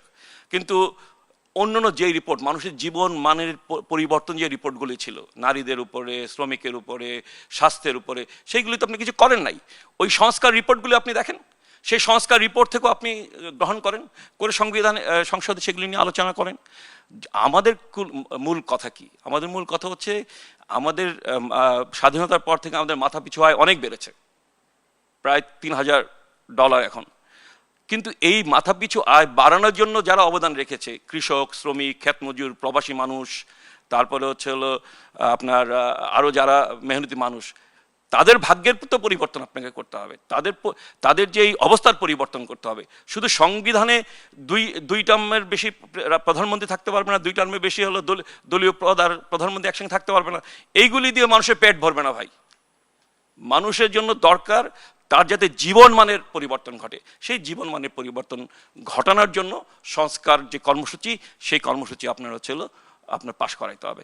সেই পার্লামেন্টের কাছে মানুষের এইটাই হলো প্রত্যাশা। যদি এই পার্লামেন্ট জনমুখী না হয়, তাহলে যতই আপনি বলেন যে কেন্দ্রবিন্দু হবে, আসলে রাজপথই থাকবে হচ্ছে হলো মূল জায়গা, রাজপথেই ফয়সালা হবে। যদি জনগণের স্বার্থের বিরুদ্ধে আপনি যান, তবে জনগণ রাজপথেই ফয়সালা করবে। প্রতিবারই রাজপথে, 90 সালে করেছে, 24 সালে করেছে, আবার একটা কোনো এক সালে প্রতি 20 বছর পর পর বাংলাদেশে এরকম গণ অভ্যুত্থান হয়, বা 30 বছর পর পর বাংলাদেশে এরকম একটা গণ অভ্যুত্থান হয়। সুতরাং আপনি হিসাব করে দেখলেন যে 71 থেকে শুরু করলে 30 বছর পর পর আমরা গণ অভ্যুত্থানে অভ্যস্ত হয়ে পড়েছি। সুতরাং যদি জনগণের স্বার্থের পক্ষে না থাকে সরকার, তাহলে সেই সরকারের বিরুদ্ধে মানুষ অবশ্যই আবার বিক্ষুব্ধ হবে, আবার তার খুব রাজপথে প্রকাশ করবে। আপনি যতই কেন্দ্রবিন্দু বানান, কেন্দ্রবিন্দু থাকবে না। আর কেন্দ্রবিন্দু কাদের হবে? আমি এখনো সেই পরিসংখ্যানটা দেখি নাই, কিন্তু গত সংসদে 70% ছিল ব্যবসায়ীদের। আমরা কি ব্যবসায়ীদের কাছে আমাদের দেশ বিকায় দিব? তারা 6 লক্ষ কোটি টাকা হলো ব্যাংক থেকে লুটপাট করে নিয়ে যাবে। এই যে বিদেশে বড় বড় ধনী হচ্ছে, এই যে সিঙ্গাপুরে 40 নম্বর ধনী হচ্ছে, কাদের টাকায়? বাংলাদেশ থেকে টাকা নিয়ে গেছে হলো সিঙ্গাপুরে, বৈধ হোক আর অবৈধভাব যেই হোক। এসালম সাহেব যে হোটেল করলেন, বাংলাদেশ ব্যাংকে তো কোনো পারমিশন নাই। সামিট গ্রুপে তাও পারমিশন আছে, কিন্তু বাংলাদেশ ব্যাংকে তো তাও পারমিশন নাই। বিনা পারমিশনে বাংলাদেশের সমস্ত টাকা নিয়ে যাবে। 9টা ব্যাংক এগুলো ফোকলা করে দিয়েছে হলো এসালম। এই টাকা আপনি ফেরত আনবেন না? তারেক রহমানের প্রথম এবং প্রধান কাজ হবে এই যে বিদেশে আমাদের সম্পদ পাচার হয়ে গেছে, সেইগুলি দেশে ফিরে আনা। আরেকটা কথা আমি বলে শেষ করব, সেটা হচ্ছে একটা জটিল পরিস্থিতির মধ্যে দিয়ে কিন্তু বিএনপি সরকার ক্ষমতায় আসছে। মধ্যপ্রাচ্যে যে যুদ্ধ, আপনার ইরানের উপর চাপিয়ে দিয়েছে ইসরায়েল এবং আমেরিকা, সেইখানে হরমুজ প্রণালী থেকে তেল পরিবহন বন্ধ হয়ে গেছে। আপনার তেলের দাম এখন $100 উপরে ব্যারেল প্রতি, সেটা 150, 100, 200 হইতে পারে। ইরানে দেখেন, আমাদের সরকারের কাছে আমি এটা একটু বলবো, এটা এমপি সাহেবের মাধ্যমে আমি মানে রাষ্ট্রের কাছে জানাতে চাই যে আমার দেশের জন্য আমি তেল আনবো, আমি যেখানে কম পাবো সেখান থেকে আনবো। আপনি আমার শুল্ক সুবিধার নামে আমার উপর আপনি নিষেধাজ্ঞা চাপিয়ে রেখেছেন। এখন এইটা কি ধরনের সার্বভৌমত্ব যে আমি রাশিয়া থেকে তেল আমদানি করব, $60 পাওয়া যাচ্ছে, যদিও এটা এখনো মানে বেশি হয়ে $60 হয়েছে। আমার আমেরিকার কাছে আবেদন করতে হচ্ছে যে আমাকে রাশিয়া থেকে হলো তেল আমদানি করার সুযোগ করে দেন। এই যে আমেরিকার আধিপত্য, তার বিরুদ্ধেও আপনি যদি কথা বলতে পারছেন না। ইরানে আমেরিকানরা আক্রমণ করেছে, তার বিরুদ্ধে আপনি বলতে পারছেন না, উল্টা বলছেন যে ইরান যেন মধ্যপ্রাচ্যের দেশগুলির উপর আক্রমণ না করে। এই যে নতজানু যে পরিস্থিতি, আমরা তারেক রহমান যিনি 2/3 সমর্থন পেয়ে পার্লামেন্টে সমর্থন পেয়ে প্রধানমন্ত্রী হয়েছেন, তার কাছ থেকে এই নতজানু আশা করি না। আমি এই আশাবাদ রাখতে চাই, কিন্তু আমি জানি এটা শ্রেণী বিভক্ত সমাজ। এখানে বড় লোকরা কখনোই গরিব মানুষের স্বার্থে কথা বলবে না, ধনীরা কখনোই, বর্জুয়া শ্রেণী কখনোই, 5% বর্জুয়া শ্রেণী কখনো 95% সাধারণ মানুষের কথা বলবে না। সুতরাং রাজপথেই কিন্তু আবার সেগুলির ফয়সালা করতে হবে। কিন্তু দেশের স্বার্থ, দেশের আত্মমর্যাদা, আপনি স্লোগান দিচ্ছেন দিল্লি না ঢাকা, দিল্লি না ঢাকা। এখন তো দেখছি দিল্লি না ওয়াশিংটন, দিল্লি না ঢাকা, মানে কার গোলামি করবেন? দিল্লির করবেন না ওয়াশিংটনের করবেন, অথবা দুইটাই করবেন, দিল্লি বা ওয়াশিংটন। তো আমরা এটা বলতে চাই, আপনি দিল্লিও যান না, আপনি ওয়াশিংটনও যান নাই, আপনি ঢাকায় থাকেন, বাংলাদেশ পন্থী হন, বাংলাদেশের পক্ষে হলো অবস্থান গ্রহণ করেন, বাংলাদেশের মানুষের স্বার্থে অবস্থান গ্রহণ করেন। 133টি অধ্যাদেশ, সেটি নিয়ে যাচাই বাছাই কমিটি হয়েছে। আপনার মতামতটি একটু জানতে চাই, এবং সংবিধান সংস্কার কমিশন নিয়ে যে সংবিধান পরিবর্তন, সেটি আসলে কিভাবে হওয়া উচিত? দেখেন, 133টা অধ্যাদেশ সংসদে উত্থাপন হয়েছে। আপনার রাষ্ট্রপতি ইতিমধ্যে কালের কণ্ঠে একটা সাক্ষাৎকার দিয়েছে, অনেক অধ্যাদেশ সম্পর্কে তিনি জানেনই না। তো সুতরাং রাষ্ট্রপতির নামে, রাষ্ট্রপতি জানে না, ওই অধ্যাদেশ কেমনে বিবেচনায় নেবেন? 1 নম্বর কথা। 2 নম্বর হচ্ছে, অধ্যাদেশ যেটা জনস্বার্থে হয়, তার বাইরে জনস্বার্থে যেটা হবে, দেশের স্বার্থে যেটা হবে, সেটা থাকবে। এখানে যদি আপনি এই প্রথম সংসদ যেরকম চাপের মুখে পড়ছে, এরকম চাপের কারণে যদি অনেক অধ্যাদেশ দেখার বলে তাদের পক্ষে আছে, এটা তো অধ্যাদেশ তো 18 মাস ক্ষমতায় থেকেছে ডক্টর মোহাম্মদ ইউনূস, তার তো লজ্জা শরম নাই, এই সংসদে যা বসে রয়েছে গ্যালারিতে। সে তো কোনোদিন সাংবিধানিক বাধ্যবাধকতা, সে তো রাষ্ট্রপতির সাথে কোনো চুক্তি করলে সবকিছু তো অবহিত করতে হবে, করে নাই তো। যেটা অবহিত করে নাই সেটাও অবৈধ। সুতরাং এই অধ্যাদেশ, এখন আমার বক্তব্য হচ্ছে অধ্যাদেশ যাচাই বাছাই করতে হবে। অনেকগুলো ব্যাপার আছে যে অধ্যাদেশ 133টা আছে, শুধু জনস্বার্থে হলেও অধ্যাদেশটা বৈধ কিনা এটাও দেখতে হবে। কিন্তু দ্বিতীয় কথা, আমি কাফিবার একটা কথা বলি যে দেখেন, উচ্চকক্ষের কথা বলছে, এখানে কিন্তু আপনাদের হাত পা বাঁধা বিএনপি, এটা হলো জুলাই জাতীয় সনদ, সেখানে ওনাদেরটা আছে। আমি ওইটাই বলছি, উচ্চকক্ষে আপনার 24টা দল একমত হয়েছে, উচ্চকক্ষ করতে হবে। হ্যাঁ, আর 7টি রাজনৈতিক দল ও জোট নোট অফ ডিসেন্ট দিয়েছে, তার ভিতরে সিপিবিও আছে, ওখানে নাম্বার আছে, দলের তালিকা আছে তো নাম্বার আছে, ওখানে সিপিবিও আছে। এখন এই যে নোট অফ ডিসেন্ট লাস্টে এসে আছে, দেখেন, নোট অবশ্য কোনো রাজনৈতিক দল, অর্থাৎ নোট অফ ডিসেন্ট যারা দিছে, রাজনৈতিক দল বা জোট, তাদের নির্বাচনী ইশতেহারে উল্লেখপূর্বক যদি জনগণের ম্যান্ডেট লাভ করে, তাহলে তারা সেই মতে ব্যবস্থা গ্রহণ করতে পারবে। তার মানে তো আপনি এখন বিএনপি 2/3 মেজরিটি পাইছে, এই জুলাই সনদ বাস্তবায়ন করতে তো তাদের কোনো বাধা নেই, বাধ্যবাধকতা নেই। কিন্তু যেহেতু অভ্যুত্থানের শক্তি আছে, আমার কথা, কিছু সংস্কার তো দেশে লাগবে। সেই ক্ষেত্রে আমার মনে হয় সংসদে বসে আলোচনা করে, পর্দার অন্তরালে হোক আর করে হোক, যেটা দরকার দেশ জাতির জন্য, সেই সংস্কারটা করা উচিত। 31 দফায় তো সংস্কার আছে, উচ্চ কক্ষ নিম্ন কক্ষ, সেখানে কিন্তু আছে যে সংসদে সিটের অনুপাতে উচ্চ কক্ষে যাবে, আর 11 দল বলছে অনুপাত হারে নির্বাচন যাবে, ভোটের অনুপাতে, আর সিপিপি বলছে উচ্চ কক্ষ দরকারই নাই। হ্যাঁ, আমিও ব্যক্তিগতভাবে মনে করি আমার কথায় তো কিছু হবে না, উচ্চ কক্ষের দরকার কি? উচ্চ কক্ষের ফরম্যাটটা হচ্ছে 2 মাস সংসদে আইন পাশ হবে, উচ্চ কক্ষে যাবে, 2 মাসের ভিতরে যদি তারা আলোচনা করবে, আলোচনা করে তাদের প্রপোজাল দিতে পারে, 2 মাস যদি ডিসিশন না নিতে পারে অটোমেটিক আইন হয়ে যাবে। উচ্চ কক্ষের দরকার কি? এতগুলো বাঘ পালার লাভ কি? কোনো লাভ নাই, এটা ঠিক আছে। কিন্তু আমার বক্তব্য হচ্ছে প্রত্যেকটা নোট অফ ডিসেন্টে এরকম জুলাই সনদে লেখা আছে। এখন বিএনপি করছে কি, তাদের সবগুলো আমি লিখছি 31 দফা দিয়েছে না, সেগুলো কিন্তু ইয়েতে রেখেছে, আপনার প্রস্তাবনায় রেখেছে। তারা যদি 31 দফা চলে যায়, ধরে চলে, তাহলে তো আপনি আইনগতভাবে বিএনপিকে কিছু বলতে পারবেন না। সুতরাং আলোচনা করে সমাধান করতে হবে, 1। 2 হচ্ছে, ধরেন এই আইন সংবিধান যে সংস্কার করবেন, যেটা আছে মৌলিক সংস্কার, এখানে আপনার 7 অনুচ্ছেদে আছে। এই সংসদ তো জীবিত, 7 অনুচ্ছেদে আছে। যদি আপনি মৌলিক সংস্কার করেন, আপনি যদি সেটা সমর্থন করেন, তাহলে আপনি রাষ্ট্রদ্রোহী মামলায় পড়ে যাবেন, অর্থাৎ ক্যাপিটাল পানিশমেন্ট। তা আপনি সংস্কারটা করবেন, মৌলিক সংস্কার তো করতে পারবেন না, কারণ এটা তো অভ্যুত্থান হয়েছে, এটা তো বিপ্লব করেন নাই। বিপ্লব করলে রাষ্ট্র ব্যবস্থা, সংবিধান বা মার্শাল ল হয় নাই, সংবিধান স্থগিত হবে, সংবিধান তো জীবিত। এখন এই জায়গায় কি করবেন? 134 অনুচ্ছেদে আপনার সংস্কারের বিধিবিধান দেওয়া আছে, সেখানে 7 অনুচ্ছেদে বলা হয়েছে 134 অনুচ্ছেদে যাই বলা থাকুক না কেন, 7 অনুচ্ছেদ প্রিভেল করবে। তা আপনি এই মৌলিক সংস্কার তো আপনি করতে পারবেন না, তাহলে তো সংসদে যারা আছে সব জেলে যাবে, সব জেলে যাবে। যদি ফেজিবাদ ফেরত আসে, সব তো জেলে যাবে। কারণ এই জিনিসগুলো তো ভাবতে হবে।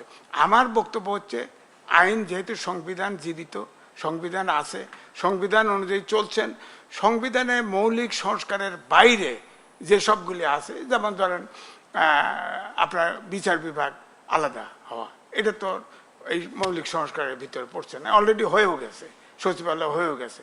এটা বিবেচনা করে আন্তরিকতার সাথে গঠনমূলক আলোচনা করে, আপনারাও জেল না খাটেন, সংবিধানের সংস্কার হোক, দেশেরও উপকার হোক।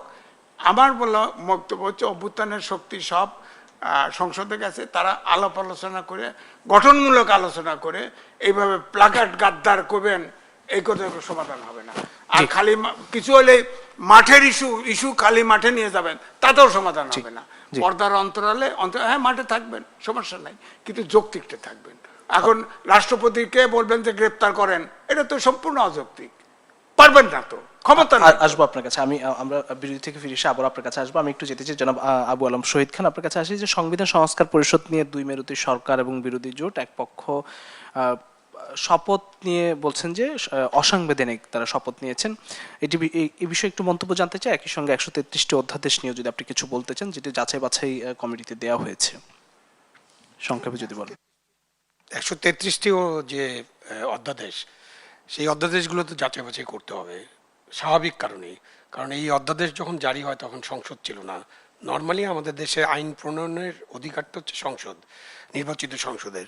তো ওনারা যখন ক্ষমতায় ছিলেন, ওনাদের যখন যেরকম খুশি লাগছে বা যখন যেরকম প্রয়োজন বোধ করেছেন, অথবা প্রয়োজনের বাইরেও অনেক কিছু অধ্যাদেশ তারা জারি করেছেন, সেগুলো নিয়ে আলাপ আলোচনা করতে হবে। এবং আলাপ আলোচনা করে যে একেবারে ইন টোটো একটা অধ্যাদেশ একেবারে বাতিল করে দিবে বা ইন টোটো অনুমতি দিয়ে দিবে, এরকম না হয়, ওখানেও কোনো ত্রুটি বিচ্যুতি থাকতে পারে, সীমাবদ্ধতা থাকতে পারে, সেগুলো আলাপ আলোচনা করে আমরা ঠিক করতে পারবো। এবং যেহেতু আলাপ আলোচনার জন্য কমিটি গঠন করা হয়েছে এবং এটা সংসদে পূর্ণাঙ্গ সংসদে আলোচনা হবে। তার বাইরে ধরেন আমাদের অন্যান্য বিষয়, যেমন আজিজ ভাই 2বার কথাটা বলছে, এই জন্য আমার কানে বেঁধেছে এবং সবারই বাধা উচিত। পর্দার অন্তরালে, ভাই আমি পর্দার অন্তরালে কোনো জিনিস বিশ্বাস করি না।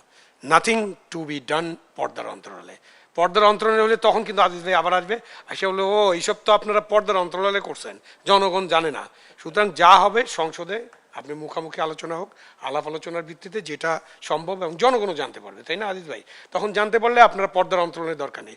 পর্দার অন্তরালে আপনি ওদেরকে ওই যে গাদ্দার মাদ্দার সাইন টাইন তুলতেছে এগুলো বলেন যে বাবারা এগুলো ঠিক না, এই কাজগুলো তোমরা করো না, আর সেটা পর্দার অন্তরালে বলেন, সেটা আমরা শুনতে চাই না। বাট বাকিটা কিন্তু সবার সামনে জনসমক্ষে করতে হবে। এখন আমরা সামনের দিকে এগোতে চাই, সুতরাং পার্লামেন্টটাকে আমরা আরও ভাইব্রেন্ট দেখতে চাই, পার্লামেন্ট ভাইব্রেন্ট হোক। আর তাদের কাছে 2/3 মেজরিটি যাদের কাছে আছে তাদেরকে তো অন্যের মুখাপেক্ষী হতে হচ্ছে না। সুতরাং BNP as a party, political party, তারা যদি মনে করেন যে বাংলাদেশের সংস্কার করার দরকার আছে, যেটা আমার পাশে যিনি বললেন কমিউনিস্ট, এটা স্বাভাবিকভাবে উনি শ্রেণীর কথা বলেছেন, তৃণমূল মানুষের কথা বলছেন। এটা তো সত্যি যে বাংলাদেশের উন্নতি যখন আমরা দেখি তখন তৃণমূল মানুষের কিন্তু ভাগ্যের পরিবর্তন হয় না। এবং সব আন্দোলনে আপনি দেখবেন যে তৃণমূল মানুষরা যখন রাস্তায় নামে তখন কিন্তু সরকার পরিবর্তন হয়ে যায়। শুধু পলিটিক্যাল পার্টি নামলে কিন্তু কিছু হয় না। যখন রিকশাওয়ালা নামে, যখন মুটে মজুর নামে, যখন শ্রমিক নামে, যখন সাধারণ দোকানদার নামে, তখন কিন্তু নারীরা নামে, তখনই কিন্তু চেঞ্জ হয়ে যায়। সুতরাং এই বিষয়গুলো কিন্তু বড় বিষয়। আমরা যেমন সংবিধান সংসদ নিয়ে আলোচনা করছি, তার বাইরে বড় বিষয় হচ্ছে যে আমাদের অর্থনৈতিক অবস্থা কি, এবং আমাদের অর্থনীতিতে যেন সকলের সুযোগ থাকে, যাতে তাদের অর্থনীতির যে উন্নয়ন, এই উন্নয়নের ভাগটা যেন দেশের 18 কোটি মানুষ, যারা বিশেষ করে যারা 12 কোটি যে দরিদ্র মানুষ আছে বা দরিদ্র সীমার নিচের মানুষ আছে, তাদের কাছে যেন অর্থনীতির এই ভাগটা যেন যায়। সেইভাবে যদি সরকার চলে, সরকার কি খালি পার্লামেন্ট চালাবে নাকি? সরকার তো সরকার চালাবে, সরকারের অনেক মিনিস্ট্রি আছে, সরকারের অনেক কাজ আছে, সরকার এইসব কাজ করবে। সরকার যেমন ভালো কিছু কাজ করা তো শুরু করেছে, ফ্যামিলি কার্ড করার কাজটা শুরু করেছে, কৃষক কার্ড ভালো কাজ শুরু করেছে, এবং ফ্যামিলি কার্ড একটা ভালো, এইরকম তো অনেক আমাদের। হ্যাঁ, ইমাম সাহেবদেরকে দিতে হবে। এখন ইমাম সাহেবদের না দিলে, ইমামরা একটা কাজ করতেছে কিন্তু আজিজ ভাই, আমি মনে করি না যে ইমামরা কোনো ইমামরা যদি তাদের কাজটা ঠিক মতো করেন, তারা যদি কোনো দলবাজ না হন। যে দলবাজ হলে কি হয় আমরা তো দেখেছি। কিন্তু আমরা এটাও জানি যে মসজিদে কিন্তু সব কিছু রাজনৈতিক কর্মকাণ্ড বন্ধ, মসজিদে আপনি কর্মকাণ্ড চালাবেন। আপনি বিশ্ববিদ্যালয়ে রাজনীতি নিষিদ্ধ, কিন্তু ওখানে খুব আন্ডারগ্রাউন্ড গুপ্ত সংগঠন চলতে থাকে।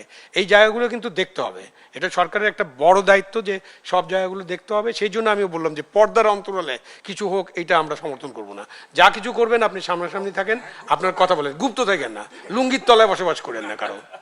অসংখ্য ধন্যবাদ জনাব আবু আলম শহীদ খান। আমি একটু জনাব এ বি মোশাররফ হোসেন আপনার কাছে আসতে, সংসদীয় স্থায়ী কমিটিগুলো আসলে কেমন হবে, সেখানে বিরোধী দলের অবস্থান থাকবে কিনা সংক্ষেপে যদি বলেন 4 মিনিটে।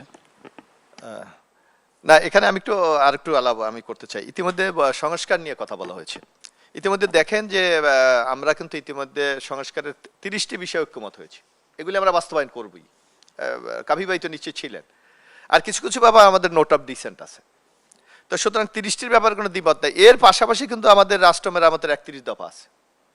সুতরাং আমরা মনে করি সংস্কারের অধিকাংশ সংস্কারে কেন হয়ে যাবে। এখন যদি আপনি যদি রাজনীতিতে মতভিন্নতা না থাকে, ভিন্ন মত না থাকে, তাইলে তো এখানে ডেমোক্রেসির কোনো সৌন্দর্য নেই। আর যদি ঐক্যমত কমিশনে যা দিয়েছে, যদি 84 প্রস্তাব বিএনপি মেনে নেয়, তাহলে তো আলোচনার কোনো দরকারই ছিল না। সুতরাং আমি মনে করি বিএনপি অত্যন্ত বিবেচনা প্রসূত হয়ে এবং জনগণের স্বার্থ চিন্তা করি কিন্তু আমরা সংস্কারের দিকে আমরা এগিয়ে যাচ্ছি। আরেকটি জিনিস দেখবেন, ইতিমধ্যে কিন্তু আমরা যে ওয়াদাগুলি জনগণের কাছে, সংস্কার আমরা যে করব না, আমরা যে ওয়াদাগুলি জনগণের কাছে করেছি ওগুলির ব্যাপারে আমরা এখনো কিন্তু কমিটেড। যেমন আমরা প্রধানমন্ত্রীর মেয়াদ 10 বছর, আজকে উচ্চ কক্ষ আমরা করব, আর্টিকেল 70 আমরা করব, আমরা বিচারপতি নিয়োগ, প্রধান নির্বাচন কমিশন নিয়োগ, এভাবে অনেকগুলি বিষয় কিন্তু ইতিমধ্যে আমরা ঐক্যমত হয়েছি, যেগুলি আমি মনে করি আগামী দিনে গণতন্ত্রকে অত্যন্ত সুদৃঢ় করবে। এই ব্যাপারে কোনো আমাদের দ্বিমত নাই। আর আমরা যে কমিটমেন্ট করেছি, আপনি দেখবেন এই যে ফ্যামিলি কার্ড, আমরা দেখেছি বাংলাদেশের গণমাধ্যম অত্যন্ত চমৎকার ইতিবাচক নিউজ করেছে যে হাতের কালি মোছার আগেই বিএনপি তার নির্বাচনের অঙ্গীকার বাস্তবায়ন করছে। অর্থাৎ আমরা অর্থাৎ এই ধরনের কমিটমেন্ট পূরণ করা এর আগে কিন্তু কোনো গভর্নমেন্ট করেনি। This is the first time BNP এই প্রমাণটা কিন্তু রেখেছে। আজকে দেখেন আমাদের ফ্যামিলি কার্ড আমরা উদ্বোধন করেছি, আজকে আমাদের ইমাম মুয়াজ্জিনদের ভাতা আমরা করেছি, আগামী মাসের 14 তারিখ আমরা কৃষক কার্ড করব। অর্থাৎ যে ওয়াদাগুলি ইতিমধ্যে আপনি দেখবেন 16 তারিখ খাল খনন আমরা বলেছি, যেটা কাভি ভাই বলেছে যে বাংলাদেশের কৃষকদেরকে যদি আপনি পানিটা সরবরাহ করতে পারেন, তারা উৎপাদনের ক্ষেত্রে কিন্তু একটা বিপ্লব ঘটিয়ে দিতে পারে। সুতরাং আমরা, এবং শুধু তাই না, একদিকে যেমন খাল খনন হবে, পাশাপাশি ওখানে কিন্তু আবার বৃক্ষরোপণের কর্মসূচি গ্রহণ করা হচ্ছে। অর্থাৎ জনস্বার্থে এবং বাংলাদেশটাকে আগামী দিনে বাসযোগ্য করার জন্য যা কিছু দরকার সেই দিকে কিন্তু আমরা এগিয়ে যাচ্ছি। সুতরাং এই ক্ষেত্রেও আমাদের কোনো নেই। আর আরেকটি যে জিনিসটি ব্যাপার আছে, আপনি বললেন যে অধ্যাদেশগুলি, আপনি দেখেন অধ্যাদেশগুলি কিন্তু ইতিমধ্যে সংসদে উত্থাপিত হয়েছে, একটা বিশেষ কমিটিতে যাবে, যাচাই বাছাই হবে, তারপর এগুলি নিয়ে সংসদে আলোচনা হয়ে পাশ হবে। এখন একটি কথা এখানে আছে যে আমি মানে এর সাথে আজিজ ভাইয়ের সাথে একটু আমি যোগ করতে চাই। আজিজ ভাই বলছেন সংবিধানে আর্টিকেল 70-তে আছে যে কিছু কিছু ধারা অপরিবর্তনীয়, এগুলো চেঞ্জ করা যাবে না, কিন্তু সাথে সাথে সাথে আছে।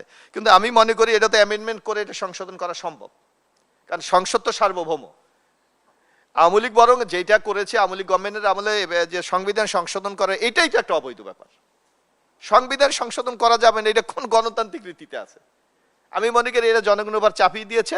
আমার মনে হয় যে 2/3 মেজরিটি বিএনপির আছে এবং সংসদের অধিকাংশ সদস্য অনেক বিষয় সংবিধান সংশোধনের ক্ষেত্রে তারা একমত হবে বলে আমরা বিশ্বাস করি। সুতরাং আমি মনে করি আর্টিকেল 70 যারা বলেছে অপরিবর্তনীয়, এত শাস্তি হবে, এই দ্বারা কোনো কার্যকর থাকবে বলে আমাদের কাছে মনে হচ্ছে না।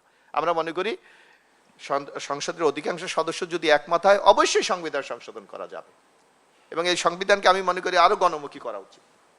জি, অসংখ্য ধন্যবাদ জনাব এপিএম মোশাররফ হোসেন। আমি আরো একটি বিরতিতে যেতে চাই, বিরতি থেকে ফিরে আবার ওই আলোচনায় ফিরবো। প্রিয় দর্শক, স্বপ্নধারা নিবেদিত দেশ সংলাপ পাওয়ার্ড বাই স্বপ্ন ট্যুর অনুষ্ঠানে নিচ্ছি একটি ছোট্ট বিরতি, ফিরছি একটু পর, সঙ্গেই থাকুন।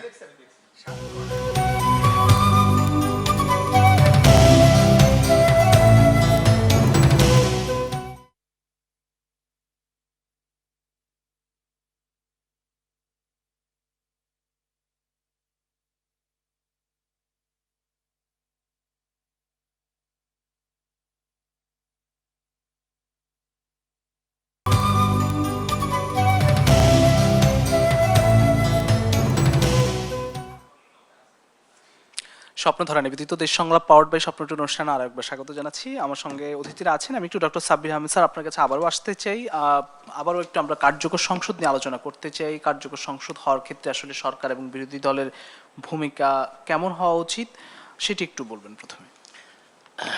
ধন্যবাদ আপনাকে। আমি মনে করি যে বাংলাদেশের বিগত দিনের যতগুলো সংসদ গেছে তার অভিজ্ঞতার আলোকে আমি যদি বলি যে এটা লার্জলি নির্ভর করে কিন্তু সরকারি দলের উপরে। সরকারি দল কিভাবে পার্লামেন্টারি অ্যাফেয়ার্সগুলোকে তারা ডিল করে। তবে এটা শুধু তাই নয়, যে বিরোধী দলের ভূমিকাটাও এফেক্টিভ হবে কিনা সেটাও কিন্তু সরকারি দলের সদিচ্ছার উপরে নির্ভর করে। বাট অফকোর্স বিরোধী দলের সদিচ্ছারও তো অবশ্যই গুরুত্বপূর্ণ। আমাদের সংসদীয় অভিজ্ঞতায় দেখা যায় যে বাংলাদেশের যে এখানে যে কথাটা বলা হলো যে সংসদকে সকল কিছুর কেন্দ্রবিন্দুতে পরিণত করা, কিন্তু বাস্তবতা হচ্ছে যে সংসদে যত বিল উত্থাপন করা হয় আমাদের জাতীয় সংসদে, সেই বিলগুলোর অধিকাংশই কিন্তু সরকারি দলের। আপনি যদি স্বাধীনতার পর থেকে বাংলাদেশের ইতিহাসে বেসরকারি সদস্যদের বিলগুলো যদি দেখেন, একেবারেই সেটা ইনসিগনিফিকেন্ট নাম্বার, 7-8টা বা 9টা বিলের বেশি বোধ হয় এখনো পর্যন্ত, মানে এটা রেকর্ড নাই আর কি। তো আমি মনে করি যে এই বিষয়গুলোকে অবশ্যই গুরুত্বের সাথে নিতে হবে। আর যে বিষয়টা খুব গুরুত্বপূর্ণ, যেটা এই সংস্কার প্রস্তাবের মধ্যে সরকার এবং বিরোধী দল এবং সকল রাজনৈতিক দলের মধ্যে এটা ঐক্যমত্যে সবাই পৌঁছেছেন, এটা খুবই ভালো কথা। সেটি হচ্ছে যে আমাদের সংসদের 70 ধারাটিকে রিফর্ম করা, এটাকে সংস্কার করা, এই বিষয়টির চর্চা এটা এখনই হওয়া শুরু করা দরকার বলে আমি মনে করি। এটার জন্য একেবারে সংসদের কি বলে এটাকে, যে সংসদে এটাকে আইনে পরিণত করার আগেই এটা নিয়ে চর্চা হতে পারে, যদি সংসদীয় দলের নেতা এবং বিরোধী দলের নেতা তারা যদি ঐক্যমত হয় যে না, এটা আমরা এখন থেকেই শুরু করব। বাংলাদেশের জাতীয় সংসদের আরেকটা বড় সংকট হলো যে প্রায়শই সংসদ অধিবেশনে কোরাম সংকট দেখা দেয়। কোরাম, আপনি জানেন যে 60 জন হলে সংসদ অধিবেশন শুরু করা যায়, বাট এটার কম হলে অনেক নজির আছে অতীতে যে সংসদের অধিবেশনগুলো কখনো 30 মিনিট, কখনো 40 মিনিট, কখনো 45 মিনিট পর্যন্ত ডিলে হয়ে গেছে আর কি। এই ডিলে হলে যেটা হয় যে এটা কিন্তু আপনার আর্থিক দিক থেকে অনেক এটা অনেক ইকোনমিক্যালি এটা খুবই একটা ক্ষতিগ্রস্ত হতে হয়। ক্ষতিগ্রস্ত হতে হয় আর জি কি। শেষ করতে আরেকটা হবে। হচ্ছে যে আপনার এই সংসদের মধ্যে একটা নতুন বিষয়, মানে এটা আমার মনে হয় রুলস অফ প্রসিডিউরে আনা দরকার, সেটা হচ্ছে পাবলিক হিয়ারিং। পাবলিক হিয়ারিং যে কথাটা রতন ভাই বললেন যে আমাদের এই সংসদীয় কার্যক্রমে বা আমাদের সংসদীয় কার্যক্রমের সাথে তৃণমূলের তো কোনো ভূমিকা থাকে না। এটা একটা সুযোগ আমাদের সংসদীয় কার্যক্রমে কখনো কখনো এই পাবলিক হিয়ারিংয়ের বিষয়টি কিন্তু চর্চা হয়েছে, কিন্তু এটা কোনো বিধিতে নাই। এটা অ্যাজ এ প্র্যাকটিস করার একটা চেষ্টা করা হয়েছে আর কি। আমার মনে হয় এটা আমাদের সংসদের কার্যপ্রণালী বিধির মধ্যে এটা অন্তর্ভুক্ত করার দরকার। আরেকটা জিনিস বলেই আমি শেষ করছি, সেটা হলো অপোজিশনকে শুধু একটা বেসরকারি দিবসের মধ্যে সীমাবদ্ধ না রেখে অপোজিশনের জন্য একটা অপোজিশন ডে যদি কার্যপ্রণালী বিধিতে করা যায়, আমার মনে হয় এতে করে অপোজিশনের ভূমিকাটা আরও এফেক্টিভ হওয়ার একটা সুযোগ তৈরি হবে বলে আমার মনে হয়। অসংখ্য ধন্যবাদ ডক্টর সাব্বির আহমেদ স্যার। আমি একটু যেতে চাই আব্দুল্লাহ কাফি রতন ভাই, আপনার কাছে একটু আসি যে কার্যকর সংসদের মানে কার্যকর সংসদ গঠনে আসলে সরকারি এবং বিরোধী দলের ভূমিকা কেমন হওয়া উচিত এবং সরকারের সামনে আসলে চ্যালেঞ্জগুলো কি হতে পারে সামনে, সংক্ষেপে যদি বলেন। ধন্যবাদ। সংসদ সমস্ত কর্মকাণ্ডের কেন্দ্রবিন্দু হবে, এই অর্থে আমি এটা গ্রহণ করতে রাজি আছি যে সরকার যেই কর্মকাণ্ড পরিচালনা করবে সেগুলি সংসদের এন্ডোর্সমেন্ট নিয়েই হলো করতে হবে। মানে আমি বলতেছি যে ডে টু ডে ওয়ার্ক না, কিন্তু পলিসি যেই ইস্যুগুলি আছে। আর সংসদকে কার্যকর করতে হলে সংসদ সদস্য বা সাংসদদেরকে হলো ইফেক্টিভ হইতে হবে। এখন আমাদের দেশের সাংসদরা, এখন মোশাররফ ভাই বললেন যে 2/3 সাংসদ হচ্ছে হলো নতুন, ফলে তাদেরকে সংসদের কর্ম প্রক্রিয়া তাদেরকে শিখতে হবে, বুঝতে হবে, অনেক রেফারেন্স পড়তে হবে। শুধু বাংলাদেশের সংসদের রেফারেন্স পড়লে হবে না, বাংলাদেশ সংসদ আসলে সেই অর্থে ইফেক্টিভই ছিল না, সুতরাং এখানে অনেক এভিডেন্স তারা পাবে না। মানে ভারতের লোকসভার এভিডেন্স পড়তে হবে, ব্রিটিশ পার্লামেন্টের এভিডেন্স পড়তে হবে, আরও যেগুলি ভালো ভালো পার্লামেন্ট সেগুলির এভিডেন্স পড়া দরকার। সুতরাং এই সাংসদরা যদি এলাকায় গিয়ে যদি তারা মানে উন্নয়নের কর্মকাণ্ড নিয়ে ব্যস্ত হয়ে থাকে, তারা কন্ট্রাক্টারি নিয়ে ব্যস্ত হয়ে থাকে, তারা তদারকি নিয়ে ব্যস্ত হয়ে থাকে, তাহলে সংসদটা কার্যকর হবে না। কারণ আমাদের 70% ব্যবসায়ী ছিল, তারা ব্যবসা নিয়ে ব্যস্ত ছিল। সংসদে উপস্থিতি হওয়া, যার জন্য কোরাম সংকট হতো, সংসদের লাইব্রেরি ব্যবহার করা এবং সংসদে একটা কিছু তোলার আগে এভিডেন্স দিয়ে হলো সেটা বলা, সেই বিষয়গুলি মানে খুব কম সাংসদরাই করেছেন। আবার অনেক সাংসদের সেই যোগ্যতাই নেই, এটা সত্যি কথা। যারা নির্বাচিত হয়েছে দেখবেন যে অনেক সাংসদ সেই কাজটাই করতে পারবে না, সেই মানে মানে পিছনের কাজটা যেটা করার সেই কাজটা তারা করতে পারবে না। ফলে সংসদের সচিবালয়ের অনেক বেশি তাদেরকে এই বিষয়গুলি নিয়ে হলো ব্রিফ করা দরকার যে কীভাবে জিনিসটা হয়। আরেকটা কথা হচ্ছে যে পাবলিক হিয়ারিংয়ের কথা বলছেন, এটা খুবই চমৎকার। কারণ হচ্ছে যে কোনো ইস্যুতে বাংলাদেশের যে বড় বড় যে মানে সাংবিধানিক পদগুলি আছে সেইগুলিতে যারা আছেন তারা জনগণের কাছে যে জবাবদিহি করারতে বাধ্য, সেটা পাবলিক হিয়ারিংয়ের মধ্যে হবে। আমি এটা জানি না, এখন আইন হয়তো করতে হবে নতুনভাবে, সেটা শাহিদ ভাই হয়তো বলবেন। যে সেটা হচ্ছে যে বড় বড় যে নিয়োগগুলি হয়, আমরা আমেরিকাতে দেখি যে সেনাপ্রধান নিয়োগ হচ্ছে, সুতরাং তাকে পার্লামেন্ট কমিটির কাছে এসে মানে হিয়ারিং দিতে হচ্ছে। হ্যাঁ, বিচারপতি নিয়োগ হচ্ছে, ইয়াতে হিয়ারিং দিতে হচ্ছে, তার অতীত মানুষ সব জেনে যাচ্ছে যে একজন বিচারপতি, তিনি বিচারপতি হওয়ার, প্রধান বিচারপতি হওয়ার আগে তার অতীতে কি করেছেন। ফলে একটা ক্লিন লোককে আপনি দিতে পারবেন যদি এরকম পাবলিক হিয়ারিং করেন। শেষ করতে হবে। যদি সরকার নিজের ইচ্ছা মতো নিয়োগ দিতে চায় তাহলে পাবলিক হিয়ারিং করবে না, কিন্তু যদি জনগণের ইচ্ছা অনুযায়ী দিতে চায় তাহলে একটা পাবলিক হিয়ারিং হবে।